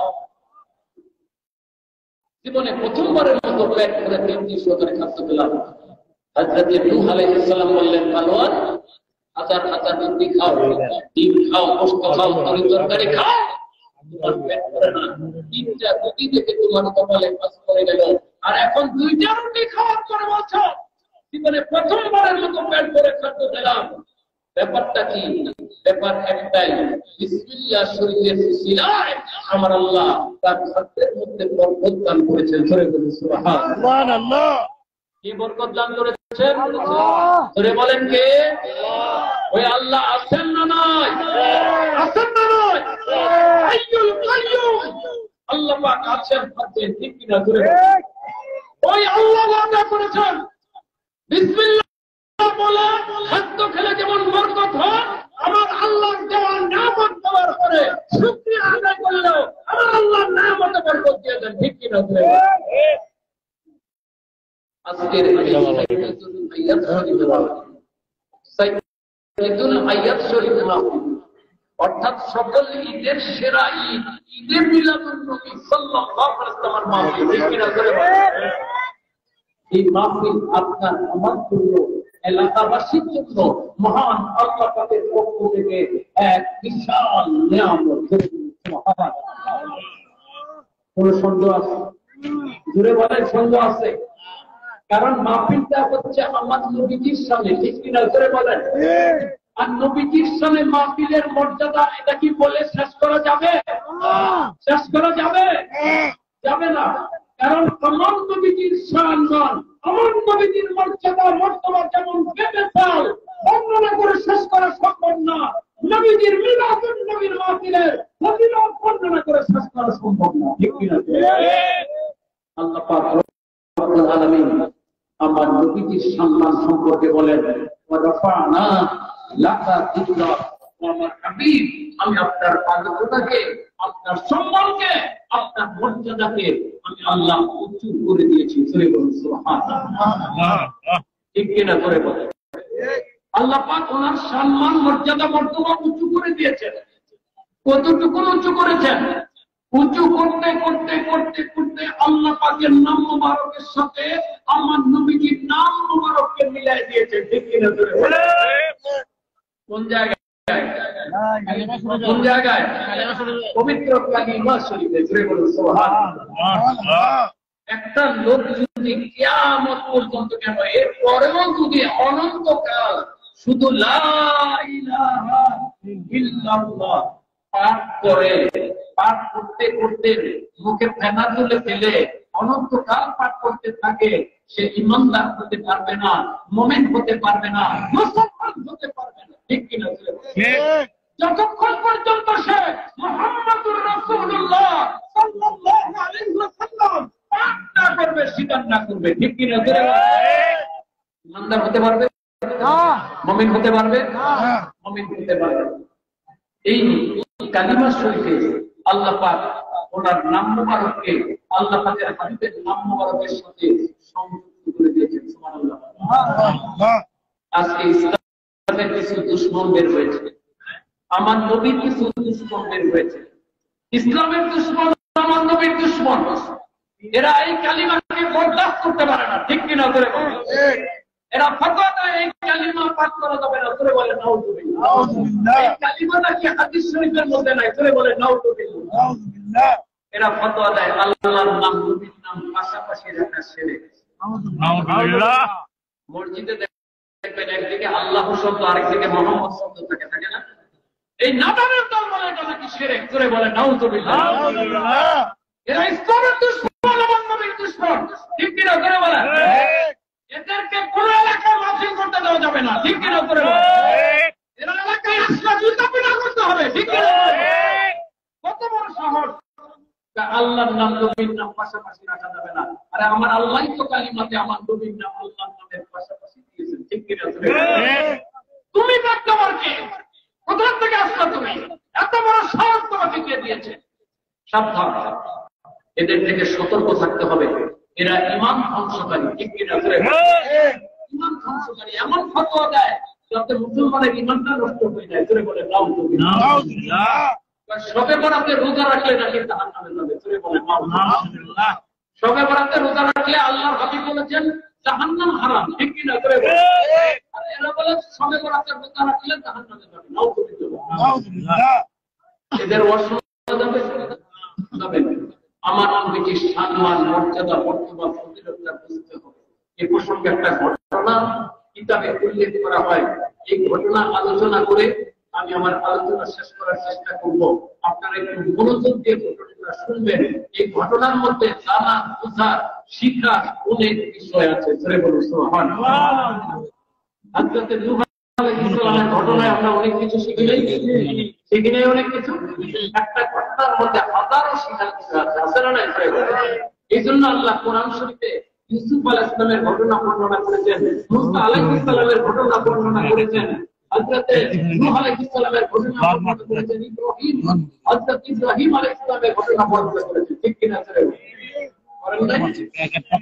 শিক্ষা নেওয়ার জন্য হযরত জুনায়েদ বাগদাদী রাহমাতুল্লাহ একজন বড় আল্লাহ সাইয়্যিদুত তায়েফা ওলিদের সন্তান। ধরে বলুন সুবহানাল্লাহ। জুনায়েদ বাগদাদী যারা তরিকতের সাথে সম্পর্ক আছে তারা চিনেন। ঠিক কিনা স্যার? তাযকিরাতুল আউলিয়া যারা পড়েছেন ওনার নাম জানবেন, কারণ তাযকিরাতুল আউলিয়ার মধ্যে ওনার জীবনী উল্লেখ আছে। সুবহানাল্লাহ। সাইয়্যিদুত তায়েফা হযরত জুনায়েদ বাগদাদী রাহমাতুল্লাহি আলাইহি ওনার দরবারে একটা ইহুদি আসতো। কে আসতো? ইহুদি ছিলেন তো। আজকে তো মুসলমান ইহুদি ছিলেন না, কারণ ইহুদিও মুসলমানের বন্ধু, কাফেরও মুসলমানের বন্ধু, হিন্দুও বন্ধু, বৌদ্ধও বন্ধু। যার কারণে ইহুদি কাকে বলে সব এক হয়ে গেছে। নাউযুবিল্লাহ। ইহুদি, এই ইহুদি একটা ইহুদি ওনার দরবারে আসে। ওনাকে ভালো লাগতো, ওনার কথাগুলো ভালো লাগতো, ওনার নসিহত শুনতো। একদিন ইহুদি আসলো। ইহুদি এসে বলল, হে আল্লাহর ওলি, আমি আজকে বেশি সময় আপনার কাছে থাকতে পারব না। কেন? আজকে আমাদের ইহুদিদের একটা সম্মেলন আছে। কি আছে? সম্মেলন, ইহুদিদের সম্মেলন। আজকে আমাদের ইহুদি প্রধান ওয়াজ করবে, নসিহত করবে, আমরা সবাই শুনব। আল্লাহর ওলি বললেন, আমি কি তোমাদের ওই সম্মেলনে যেতে পারবো? ইহুদি বলল, না। কেন? আমাদের সম্মেলনে অন্য কোন ধর্মের লোক ঢুকতে পারে না, আমরা ঢুকতে দেই না, কড়া নিরাপত্তা থাকে। শুধু ইহুদিদের প্রবেশাধিকার, আর কারো প্রবেশাধিকার নেই। হযরত জুনায়েদ বাগদাদী রাহমাতুল্লাহ আলাইহি বললেন, আমি যদি ছদ্মবেশে যাই, ইহুদি বললেন, এটা আপনার ব্যক্তিগত ব্যাপার, কিন্তু ধরা পড়লে রেহাই নেই। ধরা পড়লে রেহাই নেই। ইহুদি চলে গেল। আল্লাহর ওলি জুনায়েদ বাগদাদী রাহমাতুল্লাহ আলাইহি একটা চাদর মুড়া দিয়ে চেহারা ঢেকে ছদ্মবেশে ইহুদিদের সম্মেলনে প্রবেশ করলেন। বিশাল প্যান্ডেল, হাজার হাজার, একটা স্টেজ, স্টেজে একটাই আসন, ইহুদি আলেম বসা, আর সব ইহুদিরা নিচে বসে। অনেক সময় হয়ে গেল, ইহুদি আলেম বয়ান শুরু করছেন। ইহুদিরা হইচই করে উঠল, এ আমাদের আলেম, আমরা সবাই এসে গেছি, আপনি এখনো বয়ান শুরু করছেন না কেন? ইহুদি আলেম বলল, আমি কিভাবে বয়ান করব? আজকে তো তোমাদের মধ্যে একজন মুসলমান আছেন। সুবহানাল্লাহ। একজন মুসলমান আছেন। সুবহানাল্লাহ। কেন বললাম জানেন? আমাদের দেশে কিছু লোক আছে বলে আমার নবী গায়েব জানেন না। বলে কি বলে না? আমার নবী গায়েব জানেন না। নবী যদি গায়েব জানতেন তাইলে কি উহুদের ময়দানে যাইতেন? দান শহীদ হইতো? করে বলেন নাউযুবিল্লাহ। আমার নবী যদি জানতেন দান শহীদ হবে, জিহাদে যাবেন না? জিহাদে যাইতেন না? সাহাবায়ে কেরাম জানতেন জিহাদের ময়দানে শহীদ হতে হলে, তারপরে ওরা জিহাদের ময়দানে গিয়ে জীবন দিয়েছেন। ঠিক কিনা? জানার পরেও জীবন দিয়েছেন। ঠিক কিনা? আমার নবী নাকি দাল্লে যাইতেন না? করে বলেন নাউযুবিল্লাহ। নবী জানতেন কি জানতেন? আমার নবী বলেন, আমাকে আল্লাহ পাক সৃষ্টির শুরু থেকে শেষ পর্যন্ত সমস্ত বিষয়ের এলেম দিয়েছেন। ধরে বলুন আমার নবী সব জানতেন, যেটা আল্লাহ বর্ণনা করতে বলেছেন সেটা বর্ণনা করেছেন, যেটা বর্ণনা করতে বলেন নাই সেটা বর্ণনা করেন, সব জানতেন। এটাই হচ্ছে আকীদা, ঠিক কি না? একটা ইহুদি সে কি করে বলে দিল ইহুদিদের সম্মেলনে মুসলমান আছে? একটা ইহুদি যদি বলতে পারে আমার নবীকে গায়েবের সংবাদ দিতে পারেন না, পারেন? বুঝতে হবে, কি করতে হবে। ইহুদি বললে এখানে একজন মুসলমান আছে, এই মুসলমান থাকা অবস্থায় আমি কি করে ওয়াজ করবো, কি করে নসিহত করবো? কারণ এটা তো আমাদের ইহুদিদের রীতি লিখে না। কারণ আমাদের ধর্মে অন্য কোন, আমাদের সম্মেলনে অন্য কোন ধর্মের লোক থাকতে পারবে না। ইহুদিরা হইচই করে উঠলে উত্তেজিত হয়ে গেছে। কার এত বড় সাহস, এত নিরাপত্তার মধ্যে আমাদের সম্মেলনে প্রবেশ করেছে? কে সে? আপনি এখনই দেখায় দেন, আমরা এখনই তাকে হত্যা করে ফেলব। নাউযুবিল্লাহ। ইহুদি আলেম বলল, তোমরা ধৈর্য ধরো, তোমরা ধৈর্য ধরো, উত্তেজিত হয়ে গেল।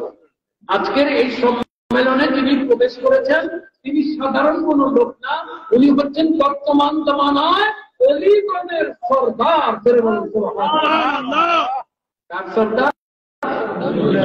অলিগণের সরদার, সাইয়্যিদুল আউলিয়া, সাইয়্যিদুত তায়েফা, দরবেশ সরদার হযরতে জুনায়েদ বাগদাদী রাহমাতুল্লাহ আলাইহি। সুবহানাল্লাহ। ওই যে চাদর মোড়া দিয়ে বসে, ওনাকে সম্মানের সাথে ইজ্জতের সাথে আমার কাছে নিয়ে আসো, স্টেজে নিয়ে আসো, ওনার সাথে আমার কিছু কথা আছে। আমি অনেকদিন ওনার সাক্ষাৎ লাভ করার জন্য চেষ্টা করেছি, কিন্তু আজকে যখন উনি চলে এসেছেন ভালো হয়েছে, ওনার সাথে আমার কিছু কথা আছে, আমি কথাগুলো শেয়ার দিচ্ছি। ইহুদিরা ওনাকে তাজিম তাকরীম করে সম্মান করে স্টেজে নিয়ে গেল।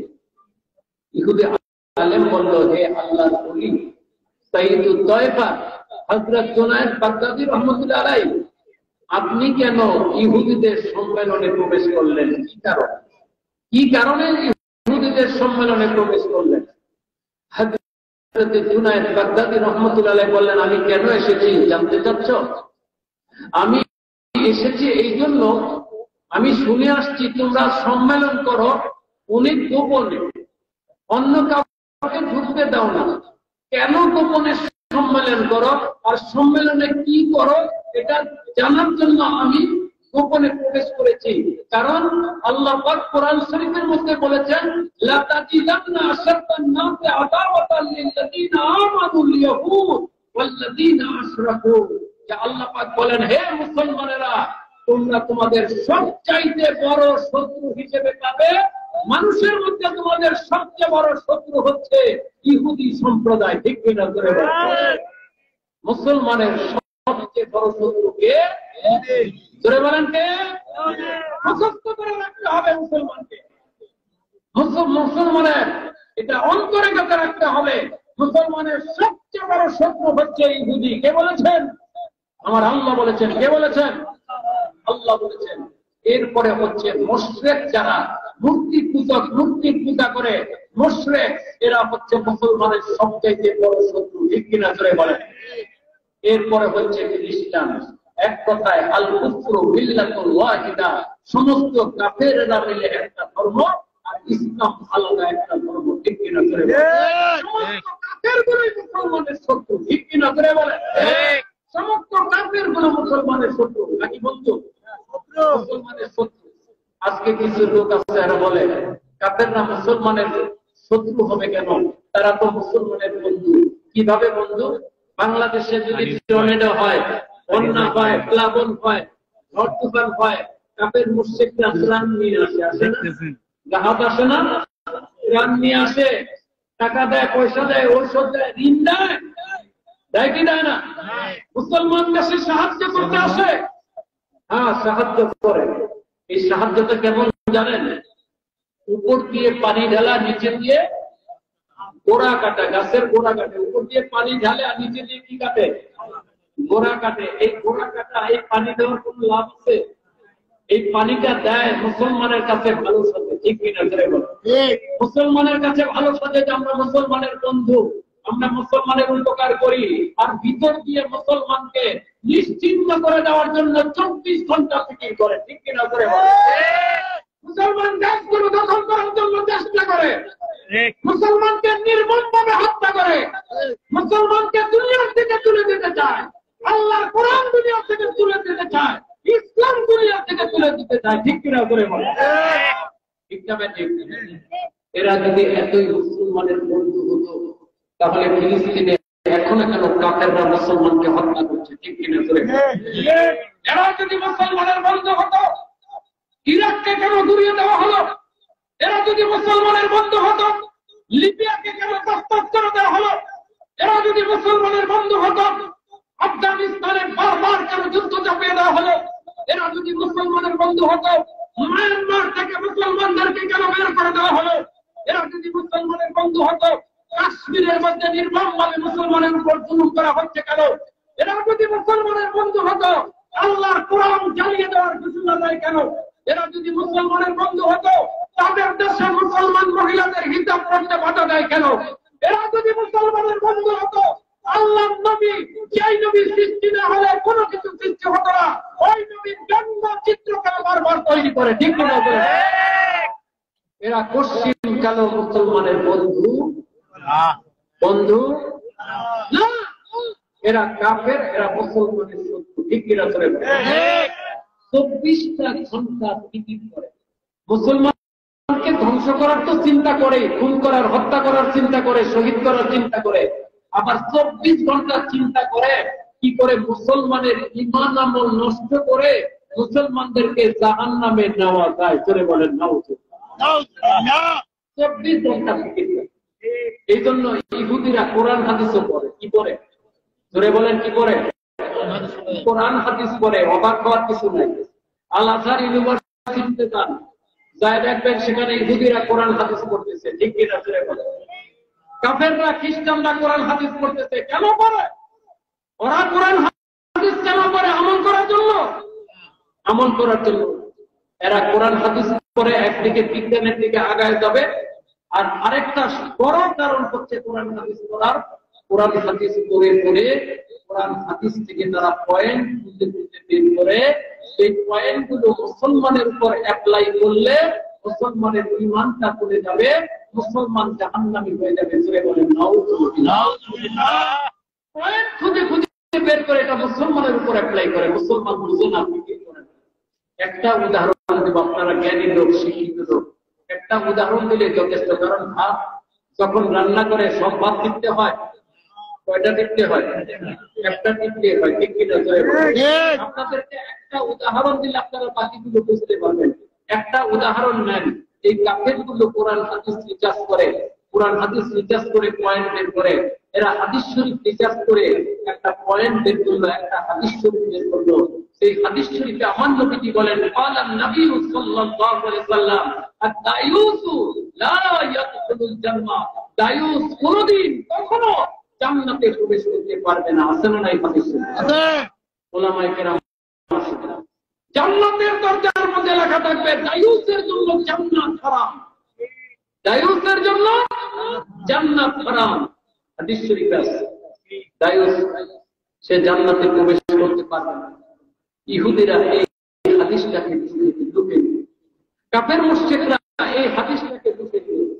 ভালো একটা পয়েন্ট পাওয়া গেছে। মুসলমানকে যদি বলি নামাজ পড়ো না, মুসলমান মানবে না, মানবে? কাফেররা যদি বলে নামাজ পড়বেন না, আপনারা মানবেন? কাফেররা যদি বলে রোজা রেখো না, মানবেন? আমরা যদি বলি তাদেরকে নামাজ পড়ো না, তারা মানবে না। যদি বলি রোজা রেখো না, মানবে না। হজ করো না, মানবে না। জিহাদ করো না, মানবে না। তারা নামাজ পড়ো, তারা রোজা রাখো, তারা হজ করো, তারা যাকাত দে, তারা তাবলীগ করো, তারা জিহাদ করো, তারা মাদ্রাসায় পড়া, তারা ইমামতি করো, তারা ওয়াজ করো, সব কিছু করো, একটা জিনিস তাদের মধ্যে ঢুকায় দাও, বেপরদা বেহায়াপনা। জোরে বলেন নাউজুবিল্লাহ। কি ঢুকায় দিবে? বেপরদা বেহায়াপনা। এই বেপরদা বেহায়া যদি এদেরকে বানায় দিতে পারো, নামাজ পড়ার পরেও জাহান্নামে যাবে, ঠিক কিনা? জোরে বলেন। কারণ যে বেপর্দা হয় সে হচ্ছে দায়ুস। সে কি? যে নিজে পর্দা করে না, অধীনস্থদেরকে পর্দায় রাখে না, সে হচ্ছে দায়ুস। যে নিজে পর্দা করে না, পুরুষ হোক মহিলা হোক, যে নিজে পর্দা করে না এবং পুরুষ হোক মহিলা হোক, তার অধীনস্থ যারা থাকবে ছেলে মেয়ে, তাদেরকে পর্দা করায় না, সে হচ্ছে দায়ুস। সে কি? দায়ুস। পর্দা না করলে দায়ুস হয়ে যাবে। তাদের মধ্যে পর্দাটা তুলে দাও, বেপর্দা করে দাও। এই বেপর্দা যদি হয়ে যায় তাহলে তারা দায়ুস হয়ে যাবে। পর্দা করা কি? ধরে বলেন, পর্দা করা কি? ফরজে আইন। নামাজ পড়া যেমন ফরজে আইন, রোজা রাখা যেমন ফরজে আইন, যাকাত দেওয়া, হজ করা যেমন ফরজে আইন, পর্দা করাও তো ফরজে আইন। ঠিক কিনা? ধরে বলেন। পর্দার বিধান আল্লাহর কোরআনের আয়াত দ্বারা সাবিত হয়েছে। ঠিক কিনা? ধরে বলেন। হাদিস শরীফ দ্বারা পর্দা সাবিত হয়েছে। নামাজের গুরুত্ব আছে, রোজার গুরুত্ব আছে, হজ জাকাতের গুরুত্ব আছে। আজকে মুসলমানের মধ্যে পর্দার গুরুত্ব নাই। ঠিক কিনা? ধরে বলেন। অথচ পর্দার গুরুত্ব হচ্ছে আরো বেশি।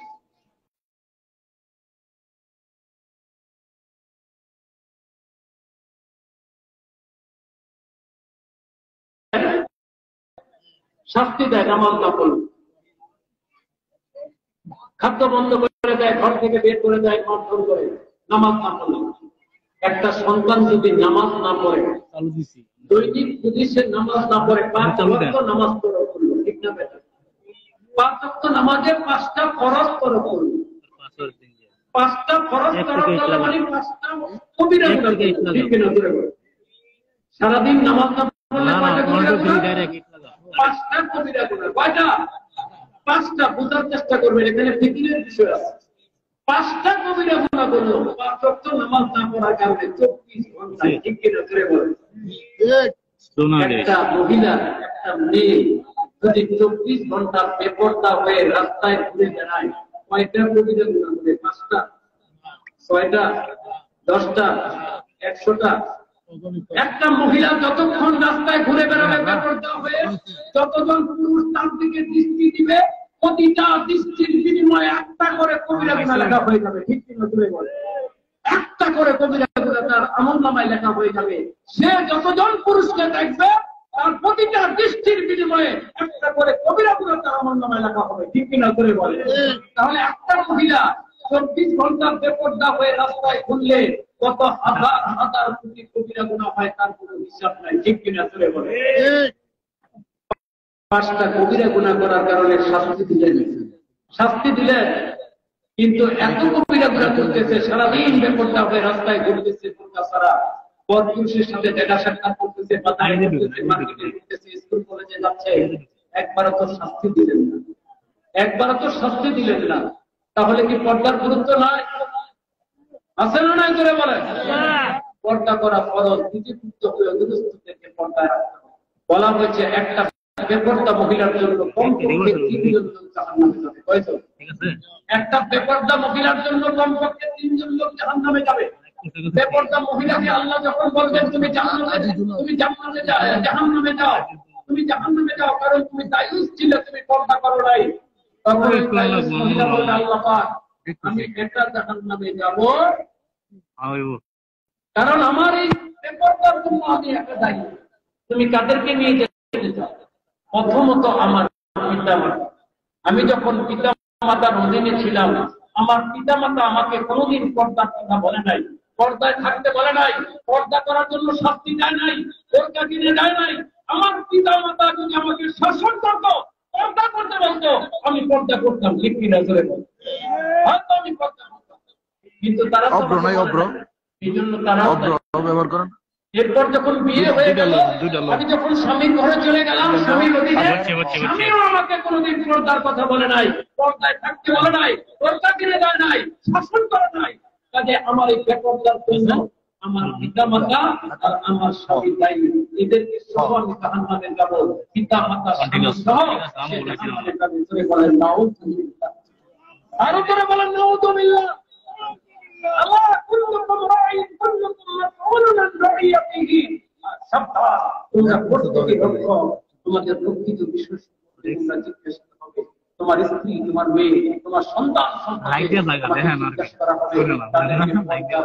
বলেছিলে কিনা, বলার পরে যদি তারা না মানে আপনি নাজাত পাবেন। ঠিক কিনা? পর্দা করতে হবে কি হবে না? পর্দার দরকার আছে না নাই? আজকে সমাজ থেকে পর্দা উঠে গেছে। ঠিক কিনা? আজকে সাধারণ মানুষ তো পর্দা, এক শ্রেণীর মাওলানা মৌলবী আছে, এক শ্রেণীর পীর মশাই তার সাথে নাম করা, এরাও আজকে পর্দা করে না। ঠিক কিনা? করে বলে মহিলার সাথে দেখা করে, বেগানা মহিলার গায়ে হাত দিয়ে ফোঁদায়, বলে নাউজুবিল্লাহ, হারাম কাজ করে, সে কোনোদিন পীর হতে পারে না। ঠিক কিনা? করে বলে সে হারাম কাজ করে পীর হতে পারে না। পর্দা করা করো, সে পর্দার খেলাপ করবে, সে ফাঁসে। ঠিক কিনা? করে বলে সেটি ফাঁসে। এখন এই যে বেপর্দা আজকে সমাজে বিস্তার লাভ করেছে, বেপর্দার যে আজকে অবস্থাটা, এই অবস্থাটা কি কেমনে হলো, কিভাবে হলো এই অবস্থাটা? আগে আমরা দেখেছি ছোটবেলায় যখন গ্রামে যেতাম, মহিলাদেরকে দেখতাম বোরকা পরা থাকতো, চাদর মুড়া দেওয়া থাকতো, আবার একটা ছাতি রাখতো সাথে। ঠিক কিনা? মহিলারা দূর থেকে যখন দেখতো পুরুষ লোক আসতেছে, মহিলারা রাস্তার নিচে নেমে যেত, ছাতিতে নিজেকে আড়াল করে রাখতো। ঠিক কিনা? আমি নিচে ঢাকা শহরে দেখেছি অনেক মহিলাকে, তারা বোরকা পরে পর্দা করে রিক্সায় উঠেছে, আবার রিক্সাটাকে আলাদা একটা কাপড় দিয়ে মুড়া দিয়েছে। ঠিক না ব্যাটে? আগে এরকম পর্দা ছিল, আজকে কি আছে? আজকে নাই। কেন নাই? আগের দিনের মহিলাদের লজ্জা ছিল, শরম ছিল। ঠিক কিনা? করে বলে। আর এখন মহিলাদের লজ্জা শরম উঠে গেছে। ঠিক কিনা? করে বলে। যার কারণে আজকে বেহায়াপনা, আজকে এই অবস্থা। বাজারে গেলে মহিলারা বাজারে পুরুষদেরকে ঠেলে চলে যায়। ঠিক কিনা? এমন অবস্থা হয়ে গেল কেন? কি কারণে আজকে মহিলাদের লজ্জা শরম উঠে গেল? এই কাফের মুশরিকদের চক্রান্ত। কাফের মুশরিকরা এই হাদিস শরীফটা মুখে নিল, তারা মনে মনে চিন্তা করলো যে কি করে মুসলমানদের লজ্জা শরমটা তুলে দেওয়া যায়, কারণ লজ্জার কারণেই মহিলারা পর্দা করে। ঠিক কিনা? করে বলে সেই মহিলার লজ্জা থাকবে না, ওই মহিলা পর্দা করবে না। কাজে মহিলা লজ্জা শরমটা তুলে দিতে হবে। কিভাবে তুলে দিতে হবে? তারা সর্বপ্রথম তৈরি করলো টেলিভিশন। কি তৈরি করলো? Television, TV. টেলিভিশন তৈরি করলো। টেলিভিশন মুসলমানের ঘরে ঘরে। প্রথম দিকে মুসলমান ঘরে টেলিভিশন ঢুকাতে চায় না। ঠিক না? টেলিভিশন ঢুকাতে চায় না। পরে দেখুন দেখে আস্তে আস্তে মৌলবীরা টেলিভিশনের ভিতরে ঢুকবে, এই কাফেররাই ঢুকায় দিচ্ছে টাকা দিয়ে, পয়সা দিয়ে। ঠিক আছে বলে মৌলবীকে টেলিভিশনের ভিতরে ঢুকাও, কারণ মৌলবীরা ঢুকলে মুসলমানরা মনে করবে এটা দায়ের আছে, নাহলে মৌলবী ঢুকছে কেন? ঠিক আছে সব গুণা মৌলবীর জানতে যাবে। ঠিক কিনা? বলে মুসলমানের ঘরে ঘরে টেলিভিশন। এখন টেলিভিশন বিটিভি, বাংলাদেশে কি ছিল? বিটিভি ছিল। বিটিভি আগে তো চ্যানেল মেনে ছিল না। ঠিক কিনা? বিটিভি ছিল, বিটিভি দেখে। এখন বিটিভির মধ্যে সিনেমা দেখায়, নাটক দেখায়, তারপরে বিজ্ঞাপন দেখায়, মডেলিং দেখায়, দেখায় কি দেখায়? অনেক অনুষ্ঠান দেখায়, গান বাজনা দেখায়, কিন্তু বিটিভির মধ্যে এত অশ্লীলতা ছড়াতে পারে না। ঠিক কিনা? বলে আগের সিনেমায় কি এত অশ্লীলতা ছিল? ছিল না। নায়ক নায়িকার মধ্যে লজ্জা শরম ছিল, সে দূরে দূরে থাকতো। ঠিক কিনা? বলে যেত না, লজ্জা শরম ছিল, যদিও হারাম সিনেমা। ঠিক কিনা? বলে দেখাতে না, বিটিভি দিয়ে তো কাজ হচ্ছে না, লজ্জা শরম তো তুলে যাচ্ছে না। বাবা মা ছেলে মেয়ে সবাই মিলে বিটিভি থাকে, কিন্তু লজ্জা শরম তো উঠে না। কি করতে হবে? একটা এন্টিনা তৈরি করো। Dish antenna. কি এন্টিনা? Dish antenna. 200 টাকা 300 টাকা দিলে একটা চ্যানেল, একটা লাইন ভরে দিয়ে, একটা লাইন ভরে দেওয়া মানে 200 থেকে 250 চ্যানেল। ঠিক কিনা? বলে 200 থেকে 250 চ্যানেল ডিশ এন্টিনার মাধ্যমে আপনার ঘরে দিয়ে দিল। এখন আর বিটিভি কেউ দেখে না। ঠিক কিনা? বলে বিটিভি তালাক। বিটিভিকে কি তালাক? এখন আর বিটিভি লাগবে না। এখন দেখে ভারতীয় চ্যানেল, এখন দেখে আমেরিকার চ্যানেল, এখন দেখে চায়নার চ্যানেল, জাপানের চ্যানেল, বিদেশি চ্যানেল। ঠিক কিনা? বলে এই চ্যানেলগুলোর মধ্যে মহিলাদের গায়ে পোশাকই থাকে না। ঠিক কিনা? বলে পোশাকই নাই গায়ে।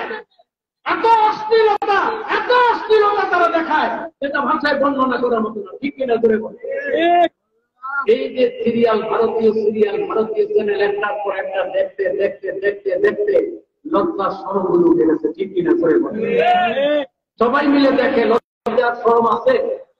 এখন ভারতীয় চ্যানেল দেখে ভারতীয় ডিজাইনের পোশাক পরে মহিলারা, চলে বলেন নাউজুবিল্লাহ। পরে কি বলেন? ভারতীয় পোশাক। পাখির নাটক দেখে পাখির ড্রেস দিতে হবে, চলে বলেন নাউজুবিল্লাহ। ঈদের মধ্যে পাখির ড্রেস বানায়, পাখির ড্রেস না দিলে আত্মহত্যা করে, চলে বলেন নাউজুবিল্লাহ।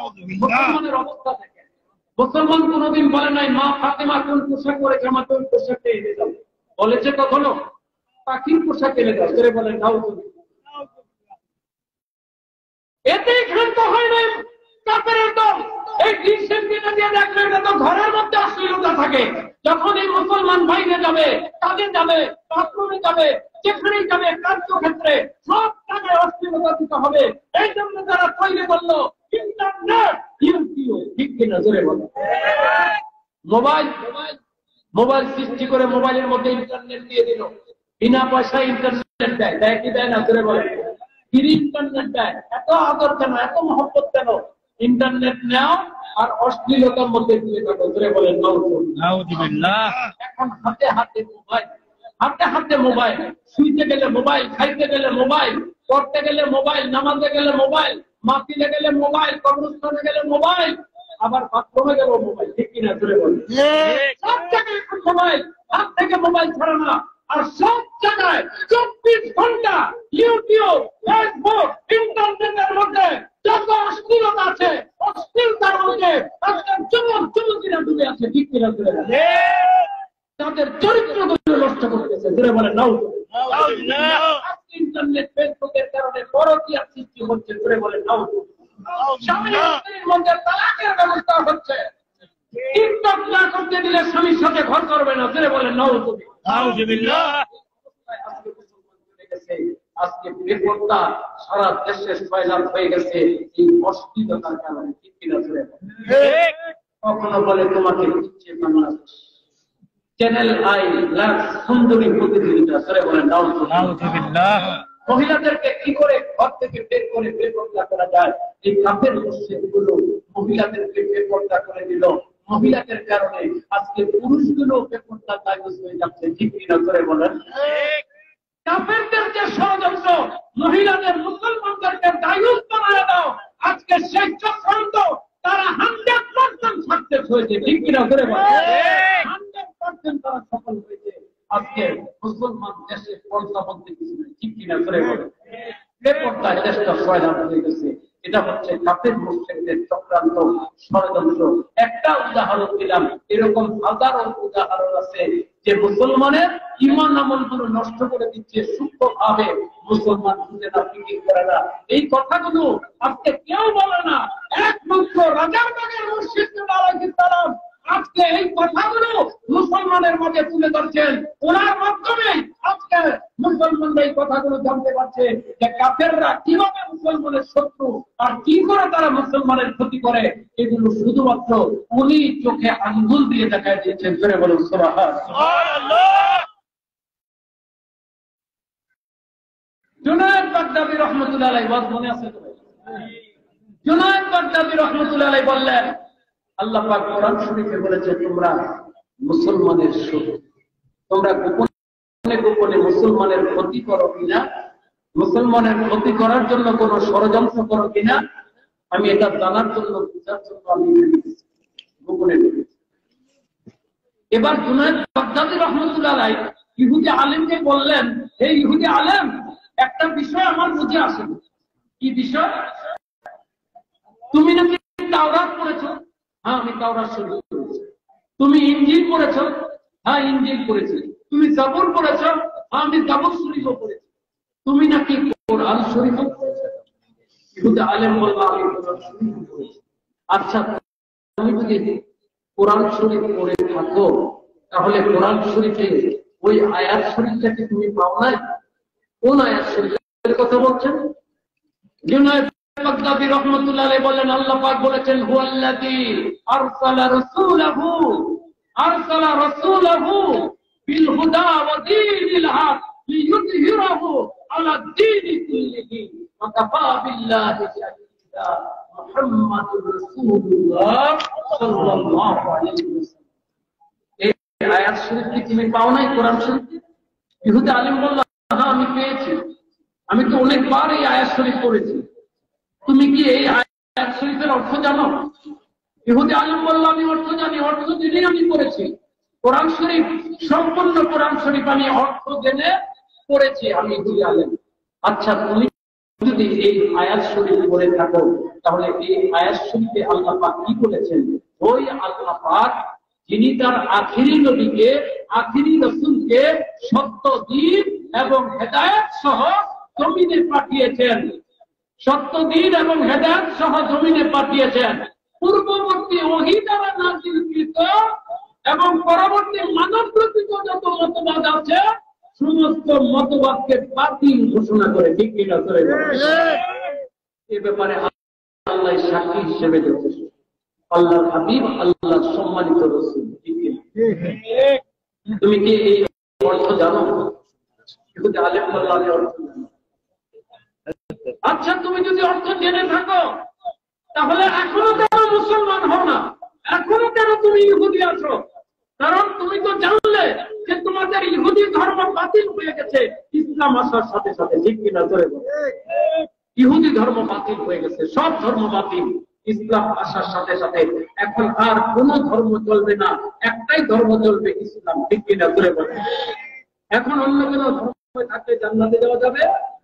চির জাহান্নামী, ঠিক না? ব্যাটে তাহলে তুমি কেন মুসলমান হও না? ইহুদি আলেম বলল, হুজুর আপনি ভালোই বলেছেন, সত্যই বলেছেন, আমি এখনো কেন মুসলমান হই না? আমি কোরআন পড়েছি, হাদিস পড়েছি, তাওরাত ইনজিল পড়েছি, আমি এখনো কেন মুসলমান হই না?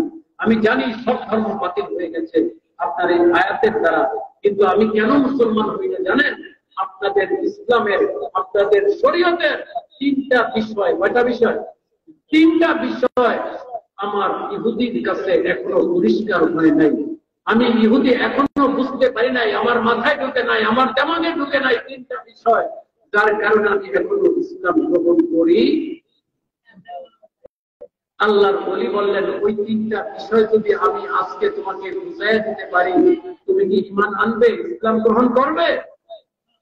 ইহুদি আলেম বলল, আপনি যদি আমাকে আজকে বুঝাই দিতে পারেন, আমি আমার সমস্ত ইহুদিদেরকে নিয়ে মুসলমান হয়ে যাব। তবে শর্ত আছে। কি আছে? শর্ত আছে। কি শর্ত বলো? ইহুদি বলল, শর্ত হলো আমাকে কোরআন হাদিস দিয়ে বুঝালে হবে না, আমাকে দুনিয়াবি দৃষ্টান্ত দিয়ে বুঝাতে হবে, দুনিয়াবি উদাহরণ দিয়ে বুঝাতে হবে। কোরআন হাদিস দিয়ে বুঝালে আমি মানব না, কারণ আমরা এখনো কোরআন হাদিস মানি, ঠিক কিনা?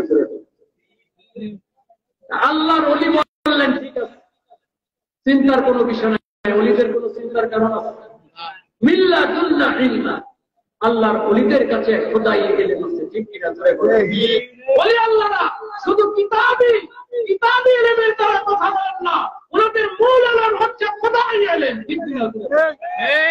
ইলমে লাদুন্নি। এই জন্য আল্লাহ বলেছেন, আলা ইন্না আউলিয়া আল্লাহি লা খাউফুন আলাইহিম ওয়ালা হুম ইয়াহজানুন। আমার ওলিদের কোনো ভয় নাই, ওলিদের কোনো চিন্তা, কোনো বিষয়ে কোনো চিন্তা নেই। আল্লাহর ওলি বললেন, আমি তোমাকে দুনিয়াবি দৃষ্টান্ত দিয়ে বুঝাই দিব, তুমি যেভাবে চাও আমি তোমাকে সেইভাবে বুঝাই দিব।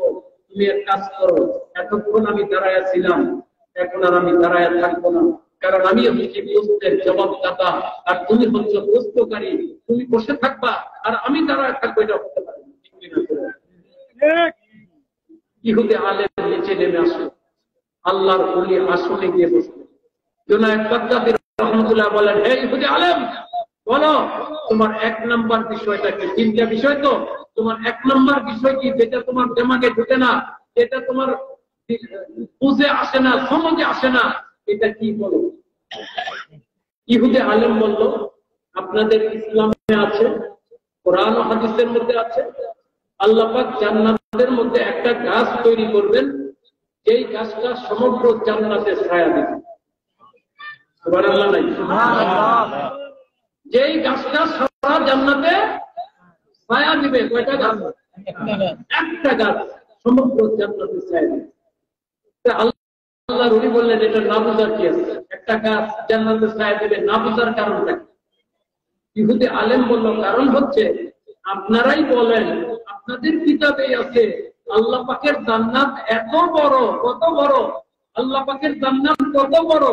এই যে দুনিয়া আছে না আমাদের পৃথিবীর, সবচেয়ে কম জান্নাতি হবে, কম এরিয়াতে পাবে জান্নাতের মধ্যে, এরকম দুনিয়ার সমান 10টা দুনিয়ার সমান একটা জান্নাত হবে। কয়টা দুনিয়া? 10টা দুনিয়ার সমান একটা জান্নাত পাবে, সবচেয়ে নিম্ন জান্নাতে যাবে। আর বেশিতে পাবে তার কোন হিসাব আছে? আল্লাহু আকবার। হযরত জিবরিল আলাইহিস সালাম যখন জান্নাত তৈরি হলো, জিবরিল আলাইহিস সালাম বললেন আল্লাহ পাক আমি আপনার জান্নাতটা একবার ঘুরে দেখতে চাই। আল্লাহ পাক বলেন আমার জান্নাত এত বড় আপনি ঘুরে দেখতে পারবেন? আল্লাহ পাক একটু অনুমতি দেন, আমি চেষ্টা করে দিই। আল্লাহ বলেন ঠিক আছে আপনি চেষ্টা করুন। জিবরিল আলাইহিস সালামের 600 থেকে 6000 পাখা, 600 থেকে 6000 নূরের পাখা, 600 থেকে 6000 পাখা নিয়ে 600 থেকে 6000 বছর জান্নাতের মধ্যে উড়ে দিয়েছেন, জান্নাতের কোন ফুল কিনারা পান না। ওনার ডানা কাটা হয়ে গেল। আল্লাহ পাক আমি পড়ে যাচ্ছি, আমাকে কুদরতি ভাবে নিয়ে আসেন। আল্লাহ পাক কুদরতি ভাবে জিবরিল আলাইহিস সালামকে ফিরিয়ে নিয়ে আসেন। সুবহানাল্লাহ। জান্নাত কত বড় তার হিসাব আছে। ইহুদির দিমাগে ঢুকে নাই, এমনি ঢুকে নাই। ইহুদি বলতেছে এত বড় জান্নাত, একটা গাছ কি করে ছায়া দেবে, এটা আমার দিমাগে আসে না। দুনিয়াতে এমন কোন দৃষ্টান্ত আছে? যদি দৃষ্টান্ত থাকে আমাকে দুনিয়াতে দৃষ্টান্ত দিয়ে বুঝায় দেন। আল্লাহর ওলি বললেন হে ইহুদি আলেম, তোমার জন্য আফসোস, তুমি এই সাধারণ জিনিসটা বুঝলা না। আল্লাহ পাক তোমার মতো নাদানদের জন্য দুনিয়াতে দৃষ্টান্ত রেখে দিয়েছেন। তুমি ভালো করে শুনো, আমি তোমাকে দৃষ্টান্ত দিচ্ছি, দুনিয়াতে দৃষ্টান্ত। আল্লাহ পাক রব্বুল আলামিন সৌর জগৎ তৈরি করেছেন, ঠিক কিনা? সৌর জগতের মধ্যে আছে পৃথিবী, আছে চাঁদ, আছে গ্রহ, নক্ষত্র, তারকা, অনেক কিছু আছে। সৌর জগৎ কেন বলা হয়? সৌর মানে সূর্য, সূর্যের জগৎ। এই সূর্যকে কেন্দ্র করে সবকিছু ঘুরতেছে, সূর্য ঘুরতেছে। এই সূর্য থেকে চাঁদ আলো পায়, এই সূর্য থেকে পৃথিবী আলো পায়, এই সূর্য থেকে তারকা আলো পায়, এই সূর্য থেকে গ্রহ নক্ষত্র সব আলোকিত হয়, ঠিক কিনা? আমার আল্লাহ পাক রব্বুল আলামিন উনি যদি একটা সূর্য দিয়ে সমগ্র সৌর জগৎটাকে আলোকিত করতে পারেন, ওই আল্লাহ পাক একটা গাছ দিয়ে সমগ্র জান্নাত যেন ছায়া দিতে পারবেন। সুবহানাল্লাহ। ইহুদি আলেম মাথা নিচু করে বলল হুজুর আমি তো এটা ফিকির করি নাই, এটা চিন্তা করি নাই, বুঝলা কেমনে? ইমেল আগে কিন্তু নাই, ঠিক না? আল্লাহ ওলি বললেন তোমার প্রশ্নের জবাব পেয়েছো? জি হুজুর আমার প্রশ্নের জবাব পেয়েছি। বলো তোমার 2 নম্বর প্রশ্ন। আমার 2 নম্বর প্রশ্ন হচ্ছে আপনারা বলেন, মুসলমানরা বলেন, কি বলে? কিতাবের মধ্যে আছে মুসলমান জান্নাতে যাবে, খাদ্য খাবে, কিন্তু পেশাব পায়খানা হবে, পেশাব পায়খানা হবে হবে না। জান্নাতের মধ্যে কোনো বাথরুম থাকবে না, টয়লেট থাকবে না। মুসলমান খাদ্য খাবেন, জান্নাতের মধ্যে খাদ্য খাবেন, যত খাদ্য খান, যত খাদ্য খান, একটা ঢেকুর আসবে মেষ্ট আম্বরের চাইতে সুগন্ধিত। জোরে বলুন খাদ্যটা হজম হয়ে যাবে। সুবহানাল্লাহ বলেন। ইহুদি আলেম বলল এটা আমার দিমাগে কেন ঢুকে না? কারণ হচ্ছে আমরা দুনিয়াতে কিছু খেলে পেশাব হয়, পায়খানা হয়, জান্নাতে খাবো পেশাব হবে না, পায়খানা হবে না, এটা কেমন কথা? দুনিয়াতে এমন কোন উদাহরণ আছে যে খাদ্য খায় পেশাব পায়খানা হয়নি? আল্লাহর ওলি বললেন এটার উদাহরণ আল্লাহ পাক জমিনে রেখে দিয়েছেন। সূরা বলুন সুবহানাল্লাহ। তুমি ভালো করে শোনো, এই ইহুদি আলেম, আমাদের ইসলামের আকীদা হচ্ছে, মুসলমানের আকীদা হচ্ছে, কিতাবে লেখা হয় একটা সন্তান মায়ের পেটে, মায়ের গর্ভে নিম্নে 6 মাস, ঊর্ধ্বে 2 বছর পর্যন্ত থাকতে পারে। কয় বছর? 2 বছর। মানুষ বলে 10 মাস 10 দিন থেকে করবে, 10 মাস 10 দিন পিছিয়ে 6 মাস নিম্নে উঠতে 2 বছর কম বেশি হয়, ঠিক না ব্যাপী? যেমন ইমাম হাসান এবং হুসাইন আলাইহিসসালাম, ওনারা মা ফাতিমা আলাইহিসসালাম ওনার রহম শরীফে ওনার গর্ভে 6 মাস ছিলেন। কয় মাস? 6 মাস। হযরত ঈসা আলাইহিসসালাম ওনার মায়ের দেহে 6 মাস ছিলেন। সুবহানাল্লাহ। কয় মাস? 6 মাস। এরপর দুনিয়াতে তাশরীফ এনেছেন। আর শাফি মাযহাবের ইমাম, চারটা মাযহাবের মধ্যে একটা মাযহাব হচ্ছে শাফি মাযহাব। এই শাফি মাযহাবের ইমাম শাফিঈ রাহমাতুল্লাহি আলাইহি ওনার মায়ের রেহেমে, মায়ের গর্ভে পূর্ণ 2 বছর 24 মাস ছিলেন। সুবহানাল্লাহ। কয় বছর? 2 বছর। এই জন্য আমাদের ইসলামের আকীদা হচ্ছে 3 থেকে 6 মাস মধ্যে 2 বছর একটা মায়ের পেটে সন্তান থাকতে পারে, ঠিক কিনা? এখন সন্তান যতদিনই মায়ের পেটে থাকুক, আমরা জানি কোরআন হাদিসও প্রমাণ করেছে, মেডিকেল সায়েন্সও প্রমাণ করেছে, সন্তান যতদিন মায়ের পেটে থাকে সন্তান মায়ের পেটে খাদ্য খায়। খায় কি খায় না? খায় কি খায় না? মা যা খায় সেটা রক্ত আকারে মায়ের নাভি হয়ে সন্তানের নাভি দিয়ে সন্তানের পেটে দেয়, ঠিক কিনা? সন্তান আস্তে আস্তে বড় হয়। সুবহানাল্লাহ। আল্লাহর ওলি জুনায়েদ বাগদাদী রাহমাতুল্লাহ আলাইহি বললেন, হে ইহুদি আলেম, একটা সন্তান 6 মাস থেকে 2 বছর মায়ের পেটে থেকে খাদ্য খায়, কিন্তু সে মায়ের পেটে পেশাব করে না, পায়খানা করে না, ঠিক কিনা? আমার আল্লাহ যদি একটা সন্তানকে 6 মাস থেকে 2 বছর মায়ের পেটে রেখে খাদ্য খাওয়া পেশাব পায়খানা ছাড়া রাখতে পারেন, ওই আল্লাহ তার বান্দা বান্দীকে জান্নাতে খাদ্য খাওয়া পেশাব পায়খানা ছাড়া কেন রাখতে পারবেন না? জোরে বলুন সুবহানাল্লাহ। ইহুদি আলেম বলল, হুজুর আমার প্রশ্নের জবাব আমি পেয়ে গেছি। বলো তোমার 3 নম্বর প্রশ্নটা।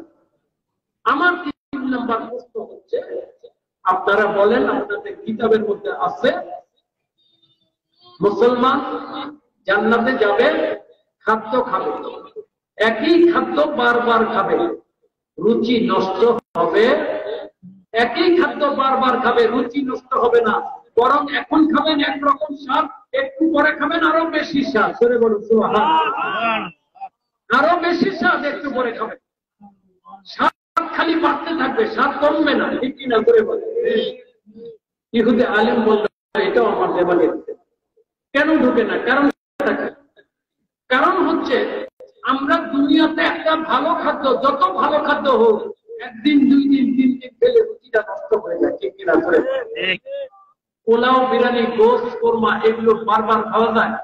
বেশি খাওয়া যায়? 1 সপ্তাহ খাওয়া যাবে? 1 দিন 2 দিন 3 দিন খাওয়ার পরে বলে আমাকে পান্তা ভাত দেন, কাঁচামরিচ দিয়ে পান্তা ভাত দেন, ভালো, এই পোলাও বিরিয়ানি আমার ভালো লাগে না, ঠিক কিনা? কারণটা কি? রুচিটা নষ্ট হয়ে যায়, ঠিক কিনা? করে বলেন। ইহুদি আলেম বলল, দুনিয়াতে একটা ভালো খাদ্য বারবার খেলে রুচি নষ্ট হয়ে যায়, জান্নাতে একই খাদ্য বারবার খাবে, রুচি নষ্ট হবে না। এরকম কোন দৃষ্টান্ত কি জমিনে আছে? রুচি নষ্ট হয় না।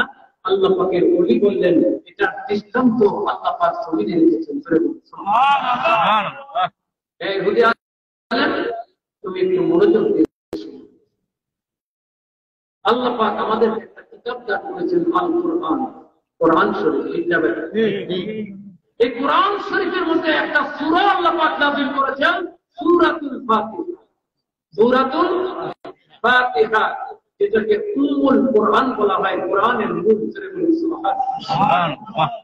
সূরাতুল ফাতিহা, আল্লাহর ওলি বললেন, হে ইহুদি আলেম, এই যে সূরাতুল ফাতিহা, সূরা ফাতিহা, এই সূরা ফাতিহা আমার নবীজির জমানা থেকে শুরু করে অদ্যাবধি পর্যন্ত সমস্ত মুসলমান প্রতিদিন, প্রতি নামাজে, প্রতি রাকাতে এই সূরা ফাতিহা পাঠ করে থাকেন, ঠিক কিনা? তুলে বলেন, করেন কি করেন? এই ইহুদি আলেম, তুমি কি নবীজির জমানা থেকে শুরু করে এই পর্যন্ত এমন একজন মুসলমান দেখাতে পারবে যে মুসলমান কোনদিন বলেছে এই সূরা ফাতিহা প্রতিদিন, প্রতি নামাজে, প্রতি রাকাতে তেলাওয়াত করতে ভালো লাগে না, মজা লাগে না, স্বাদ লাগে না, এমন একজন মুসলমান কি তুমি দেখাতে পারবে? যত ততই মজা লাগে, যত শুনি ততই মজা লাগে, ঠিক না ব্যাটি? মনে হচ্ছে আজকে নতুন নাজিল হয়েছে, ঠিক কিনা করে বলে? এত স্বাদ সূরা ফাতিহার মধ্যে। আমার আল্লাহ পাক যদি সূরা ফাতিহার মধ্যে এই স্বাদ দিতে পারেন, তাহলে জান্নাতের খাদ্যের মধ্যে ওই স্বাদ কেন দিতে পারবেন না? যত খাবে ততই মজা লাগবে। সুবহানাল্লাহ। ইহুদি আলেম সুদ হয়ে গেল, হুজুর আমি তো বিশ্ববিদ্যালয়ে টিকিট করি নাই, আমার 3টা প্রশ্নের জবাব আমি পেয়ে গেছি। পেয়েছো 3টা প্রশ্নের জবাব? হ্যাঁ পেয়েছি। এবার আল্লাহর ওলি জুনায়েদ বাগদাদী রাহমাতুল্লাহ আলাইহি বললেন, আমি তো তোমার 3টা প্রশ্নের জবাব দিলাম, এবার তোমাকে আমার একটা প্রশ্নের জবাব দিতে হবে। কয়টা? কয়টা? একটা প্রশ্নের জবাব দিতে হবে। ইহুদি আলেম বলল, কি প্রশ্ন? আল্লাহর ওলি জুনায়েদ বাগদাদী রাহমাতুল্লাহ আলাইহি বললেন, তোমাকে বলতে হবে জান্নাতের দরওয়াজার উপরে কি লেখা আছে। জান্নাতের দরওয়াজার উপরে কি লেখা আছে বলো। ইহুদি আলেম মাথা নিচু করে দাঁড়ায় আছে। ইহুদিরা হইচই করে উঠছে, এ আমাদের ইহুদি আলেম, আল্লাহর ওলি আপনার 3টা প্রশ্নের জবাব যেইভাবে চেয়েছেন সেইভাবেই দিয়েছেন। এখন আপনি আল্লাহর ওলির একটা প্রশ্নের জবাব যদি না দেন, আমাদের ইহুদিদের মান সম্মান থাকবে না। আমাদের বিশ্বাস আপনার এই প্রশ্নের জবাবটা জানা আছে, দয়া করে আপনি জবাবটা দিয়ে দেন। ইহুদি আলেম আমার এই জবাবটা জানা আছে, আমি জবাব দিব, তবে শর্ত আছে। ইহুদিরা বলল, কি শর্ত বলেন? শর্ত হচ্ছে, আমি যদি বলি আজকে তোমরা একটা লোক ঈমান আনতে পারবে না, মুসলমান হতে পারবে না, একটা লোক ঈমান আনবে না, মুসলমান হবে না, রাজি আছো? তারা বলল, আমরা রাজি। করে বলেন নাউযুবিল্লাহ। আর আমি যদি বলি আজকে তোমরা প্রত্যেকটা ইহুদি আমার সাথে আল্লাহর ওলির হাতে হাত দিয়ে তওবা করে মুসলমান হয়ে যাবে, প্রত্যেকে মুসলমান হয়ে যাবে, একটা লোক ইহুদি থাকতে পারবে না, রাজি আছো? তারা বলল, আমরা রাজি। সুবহানাল্লাহ। আমরা রাজি। আপনি আমাদের আলেম, আপনি আমাদের যে পথে নেবেন আমরা সেই পথে যাব। সুবহানাল্লাহ। শুধু আপনি প্রশ্নের জবাবটা দিয়েছেন। ইহুদি আলেম বলল, হে আল্লাহ পাকের ওলি, আপনি আমাকে প্রশ্ন করেছেন জান্নাতের দরওয়াজার উপরে কি লেখা আছে। শুধু জান্নাতের দরওয়াজার কথা কেন বলছেন? জান্নাতের প্রত্যেকটা দরওয়াজার মধ্যে লেখা আছে, প্রত্যেকটা জানালার মধ্যে লেখা আছে, দরজা জানালার চৌকাঠের মধ্যে লেখা আছে, জান্নাতের প্রত্যেকটা দেয়ালে দেয়ালে লেখা আছে, জান্নাতের প্রত্যেকটা গাছের কাণ্ডে কাণ্ডে লেখা আছে, গাছের প্রত্যেকটা পাতায় পাতায় লেখা আছে, জান্নাতের প্রত্যেকটা পর্দার মধ্যে লেখা আছে, জান্নাতের প্রত্যেক হুর এবং গিলেমানের কপালে কপালে লেখা আছে একটাই মাত্র কালিমা শরীফ, লা ইলাহা ইল্লাল্লাহ মুহাম্মাদুর রাসূলুল্লাহ। সবাই জোরে করে বলি সাল্লাল্লাহু আলাইহি ওয়াসাল্লাম। ইহুদি আলেম কালিমা শরীফ করে আল্লাহর ওলির হাতে তওবা করে সমস্ত ইহুদিদেরকে নিয়ে মুসলমান হয়ে গেল। জোরে বলুন সুবহানাল্লাহ। রাফানা লাকা যিকরা। আমার আল্লাহ বলেছেন, আমি আমার নবীর আলোচনাকে আমি আল্লাহ উঁচু করে দিয়েছি, আমি আল্লাহ সমুন্নত করে দিয়েছি, আমি আল্লাহ আমার নবীর শান মান মর্যাদাকে বৃদ্ধি করে দিয়েছি, আমার পরেই আমার নবীর সম্মান। করে বলুন সুবহানাল্লাহ। ঠিক না ঠিক? ওই নবীর মিলাদুন নবীর মাহফিল, এই মাহফিল যারা আয়োজন করেছে, এই মাহফিলে যারা বসেছে, এই মাহফিলে একটা টাকা যারা দিয়েছে, এই মাহফিলে যারা বসে থাকবে, এই মাহফিলের তবরক যারা গ্রহণ করবে, এই মাহফিল তাদের জন্য নাজাতের উসিলা হয়ে যাবে। কোনো সন্দেহ আছে? কোনো সন্দেহ নাই। তাহলে ওই নবীকে পেয়ে আমরা খুশি না বেজার? খুশি। বলেন খুশি না বেজার? বলেন নবীর আগমনে খুশি করা যাবে না? বলেন নবীর আগমনে খুশি হয় না একমাত্র ইবলিস শয়তান। ঠিক কি না? যারা আমার নবীর আগমনে মিলাদুন নবী পালন করতে পারে না, তারা ইবলিসের ছেলে। ঠিক কি না? ইবলিসের ছেলে। এরা বলে আমরা মিলাদুন নবী মানি না, আমরা সিরাতুন নবী মানি। তোরে বলে নাও তো আছে না নাই? তোরে বলে সিরাতুন নবী মানি, মিলাদুন নবী মানি না। না, তার মূর্খ কোথাকার। তুই সিরাতুন নবী কোথায় পাইলি?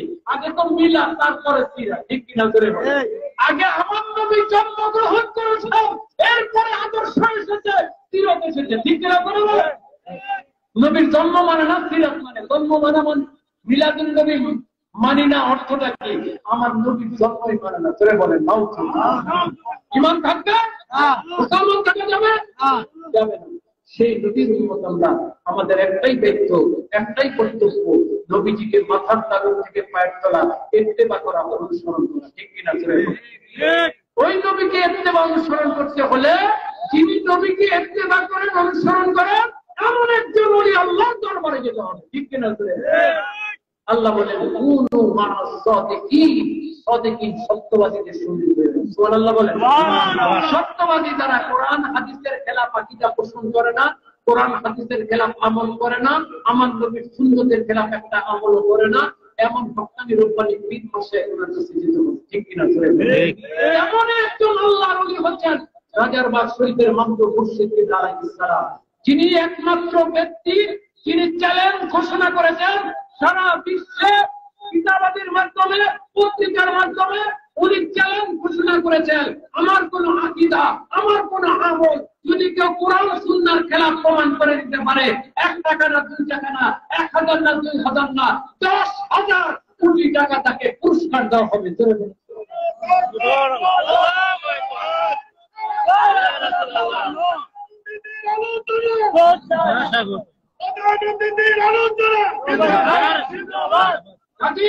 রাজারবাগের মুর্শিদ আলাইহিস সালাম উনি হকের উপর আছেন।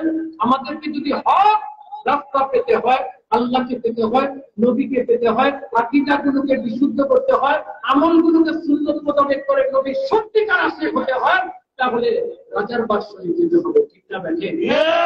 আমি সবাইকে দাওয়াত দিয়ে দিলাম, আপনারা আসেন, দেখেন, শুনেন উনি কি বলেন।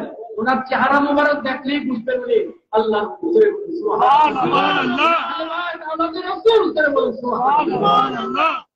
সবাইকে তৌফিক দান করুন। সবাই বলে আমিন। এখানে কয়েকটা সোয়াল দেওয়া হচ্ছে, আমি সংক্ষিপ্ত বক্তব্য, এরপর মিলাদ শরীফ হবে, তারপর আখিরি মোনাজাত হবে। প্রথম প্রশ্নটা হচ্ছে পবিত্র সাইয়্যিদুল আয়াত শরীফের অর্থ কি? সাইয়্যিদুল আয়াত শরীফের অর্থ কি? এটা অনেক সাধারণ লোক জানে না হয়তো, কিন্তু এটা এখন ব্যাপকভাবে প্রচার প্রসার হচ্ছে।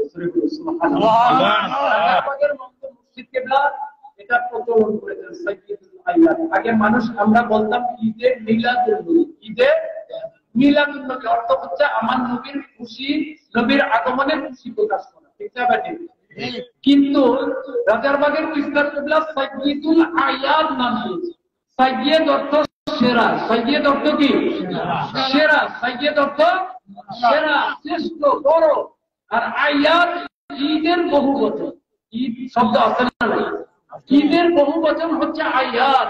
হাদিস শরীফে আছে ইন্না লিকুল্লি মুসলিমিন ফি কুল্লি শাহরিন আরবাআতু আও খামসাতু আয়াত।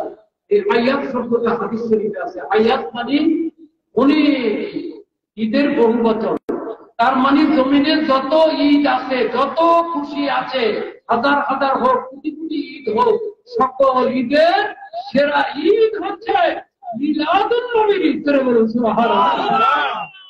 ঠিক আছে? ঠিক। এটার অর্থ হচ্ছে সাইয়্যিদুল আয়াত, সকল ঈদের সেরা ঈদ, সকল ঈদের সেরা ঈদ, শ্রেষ্ঠ ঈদ। আপনারা 3 রঙের পাগড়ি পরিধান করেন, নাকি সুন্নাত? তার দৈর্ঘ্য প্রস্থ জানা নেই। আমরা 3 রঙের পাগড়ি পরিধান করি। 3 রং বলতে সাদা, কালো, সবুজ। হাদিস শরীফে, অধিকাংশ হাদিস শরীফে 3টা রঙের কথাই বর্ণনা করা আছে। সাদা রং, কালো রং, সবুজ রঙের পাগড়ি নবীজি ব্যবহার করেছেন। সুবহানাল্লাহ। নবীজি 3 ধরনের পাগড়ি পরিধান করেছেন।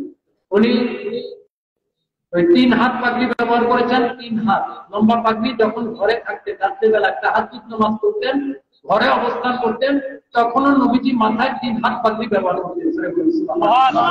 এটা প্রস্তুত ছিল 1 বিঘত। কতটুকু? 1 বিঘত। আর সব সময় 5 ওয়াক্ত নামাজে এবং সর্বদা সব সময় উনি 7 হাত পাগড়ি ব্যবহার করেছেন। কয় হাত? 7 হাত। হাত মেপে 7 হাত, আর সেটা প্রায় আপনার 1 হাত পাশ। কয় হাত পাশ? 1 হাত পাশ। এই 7 হাত পাগড়ি উনি ব্যবহার করেছেন।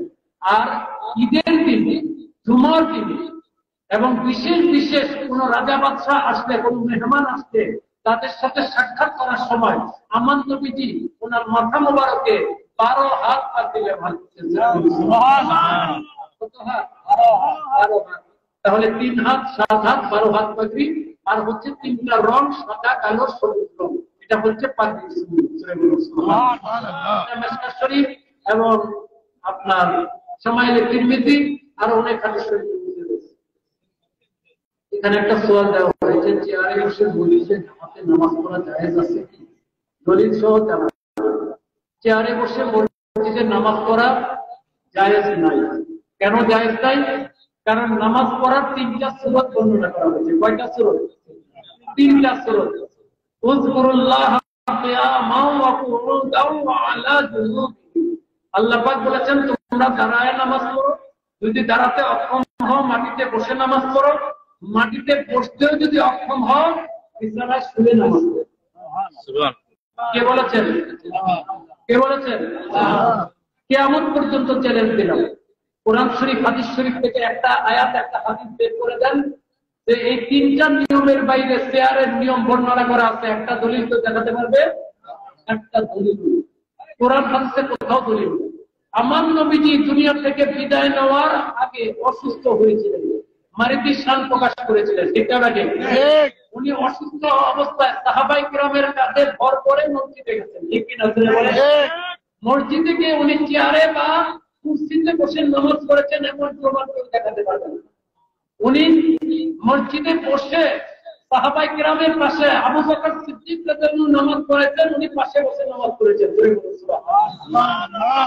সাহাবায়ে কিরামের কাছে ভর করে গেছেন, তারপরে মসজিদে বসে নামাজ পড়েছেন। উনি চেয়ারে বসে নামাজ পড়েন নাই। কোন সাহাবায়ে কিরাম চেয়ারে বসে নামাজ পড়েন নাই। কোন ইমাম মুস্তাহিদ চেয়ারে বসে নামাজ পড়েন নাই। ঠিক না? ঠিক। কেউ দেখাতে পারবে না, একটা দলিল দেখাতে পারবে।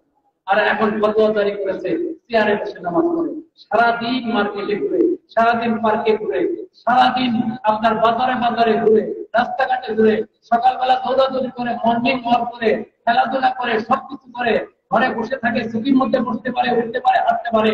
মসজিদে গেলে লুলা হয়ে যায়। মসজিদে গেলে লুলা, চেয়ার ছাড়া বসতে পারে না। সব জায়গায় চেয়ার চলবে না।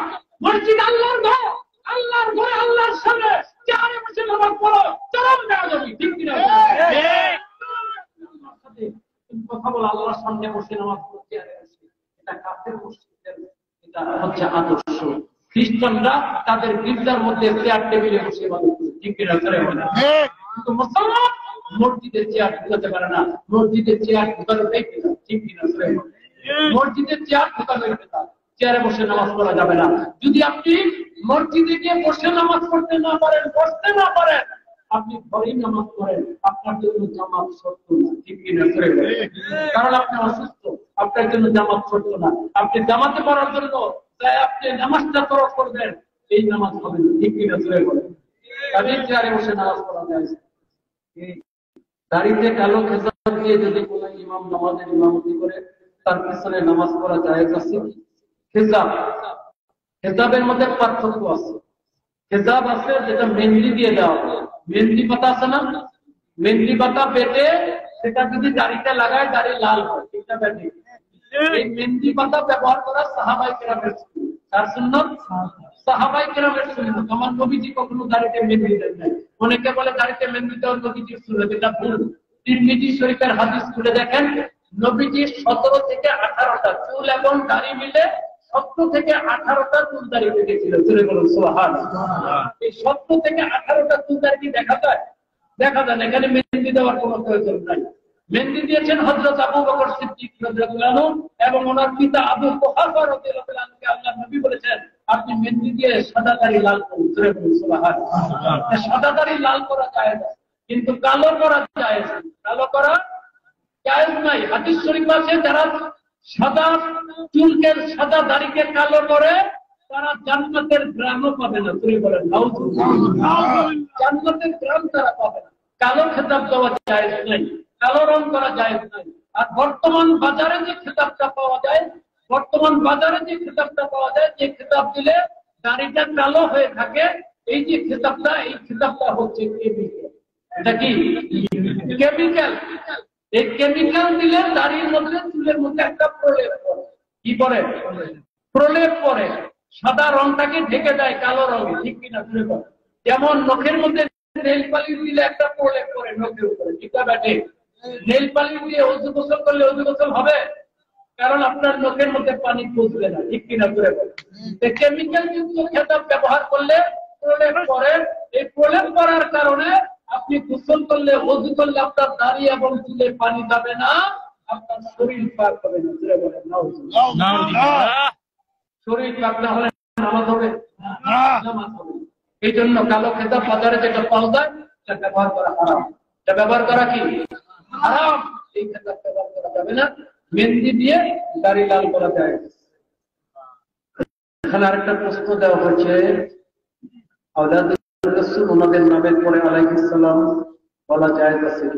আওলাদের রাসূল তো অবশ্যই যারা ওলি আল্লাহ, বড় ধরনের ওলি আল্লাহ, ওনাদেরকে আলাইহিস সালাম বলা যায়। যেমন আমরা মাহদী আলাইহিস সালাম বলি। মাহদী আলাইহিস সালাম উনি আল্লাহ, সুবহানাল্লাহ, উনি আহলে বাইতের ইমাম, সুবহানাল্লাহ। এইজন্য ওনাকে আলাইহিস সালাম বলা হয়। তারপরে আমরা বলি খিজির আলাইহিস সালাম, খিজির আলাইহিস সালাম আল্লাহর ওলি। তারপরে আমরা বলি মারিয়াম আলাইহিস সালাম, তারপরে হাজরা আলাইহিস সালাম, হাওয়া আলাইহিস সালাম, ওনারা আল্লাহর ওলি, ওনাদের ওলি, ঠিক না বেটে? তারপরে আমরা ফেরেশতাদেরকে আলাইহিস সালাম বলি, জিবরিল আলাইহিস সালাম, মিকাইল আলাইহিস সালাম, ইসরাফিল আলাইহিস সালাম, আজরাইল আলাইহিস সালাম, বলি কি বলি না? কাজী নবী রাসূল ছাড়া অন্যদেরকে আলাইহিস সালাম বলা যায় না। আলাইহিস সালাম মানে সালাম, আপনার প্রতি সালাম বর্ষিত হোক। আপনি আমি একজন আরেকজনকে সারাদিন সালাম দিতেছি, ঠিক না বেটে? কি বলি? আসসালামু আলাইকুম বলি, আসসালামু আলাইকুম আর আলাইহিস সালাম। আসসালামু আলাইকুম হচ্ছে হাজির আর আলাইহিস সালাম হচ্ছে গায়েব। কাজে দুইটার একই হচ্ছে, ঠিক না বেটে? তার প্রতি শান্তি বর্ষিত হোক, আপনার প্রতি শান্তি বর্ষিত। আরেকটা প্রশ্ন দেওয়া হচ্ছে, যে পীর ছবি ভিডিও করে মহিলাদের সাথে দেখা করে খেলা পালন করে তাকে পীর মানা যাবে কিনা? আমি তো আলোচনা করলাম, যে পীর ছবি তুলবে, বেপরদা হবে, তারপরে সুন্নত পালন করবে না, সে পীর হতে পারে না, তার কাছে বায়াত করা জায়েজ নেই। কারণ যে হারাম কাজ করে, সুন্নতের খেলাফ যে কাজ করে, তার সাথে আল্লাহর কোনো কানেকশন থাকে না।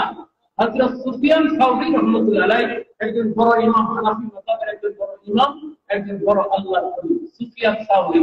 এই সুফিয়ান সাউরি রাহমাতুল্লাহ আলাইহি উনি একদিন মসজিদে প্রবেশ করতেছিলেন। কোথায়?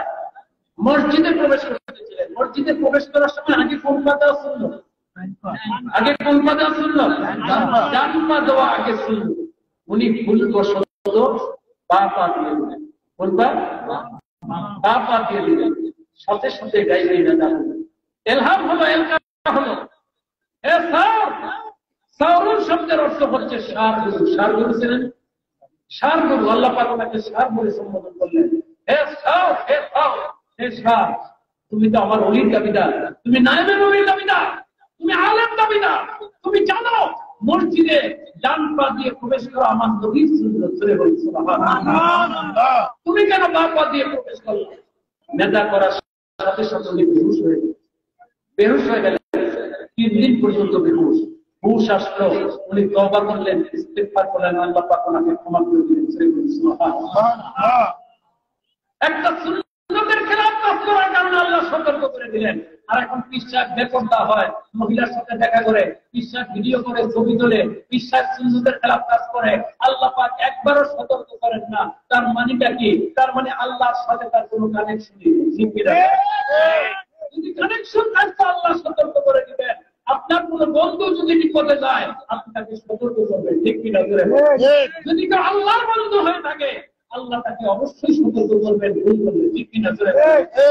তাতে ওলি আল্লাহরা ভুল করতে পারে, ভুল করলেও আল্লাহ সতর্ক করবেন, ঠিক কিনা? বলেন। কাজেই যে পীর ছবি তোলে, ভিডিও করে, সুন্নাত পালন করে, তার কাছে বায়াত পাওয়া যাবে না। যদি কেউ বায়াত হয়ে থাকেন, ওই পীর ছেড়ে দেওয়া ফরজ। হক্কানি রব্বানি পীর গ্রহণ করতে হবে। কারণ পীর কেউ সাদে গ্রহণ করে না, ঠিক কিনা? পীর কি টাকার জন্য গ্রহণ করে? ব্যবসার জন্য গ্রহণ করে? পীর নাম দেখানোর জন্য গ্রহণ করে? পীর গ্রহণ করার উদ্দেশ্য হচ্ছে পীরের কাছে বায়াত হয়ে ইলমে তাসাউফ অর্জন করবে, ইলমে তরিকতের মাধ্যম দিয়ে আত্মশুদ্ধি লাভ করবে, কলবের থেকে দুনিয়ার ময়লাগুলো দূর করে ইখলাস হাসিল করবে। ঠিক কি না? জোরে বলেন। এই জন্য পীর সাহেব, পীর সাহেবের নিজের মধ্যেই যদি আমল না থাকে, মুরিদের মধ্যে কি আমল আসবে? এটা সহজেই বোঝা যায়।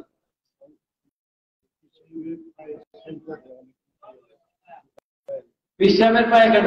কারো পায়ে শ্রদ্ধা দেওয়া যায় না। শ্রদ্ধা দেওয়া হারাম। শ্রদ্ধা দেওয়া কি? কদম বুসি করা যায়। কদম বুসি করা কি? যায়। সরাসরি পায়ে চুম্বন করা যায় আছে, কিন্তু শ্রদ্ধা দেওয়া যায় না। অনেকে বলে পায়ে চুম্বন করলে তো মাথা নিচু হয়, এটা তো শ্রদ্ধা হয়ে যায়। মাথা নিচু করলে শ্রদ্ধা হয় না। আমরা অনেক কাজের জন্য মাথা নিচু করি, করি কি করি না?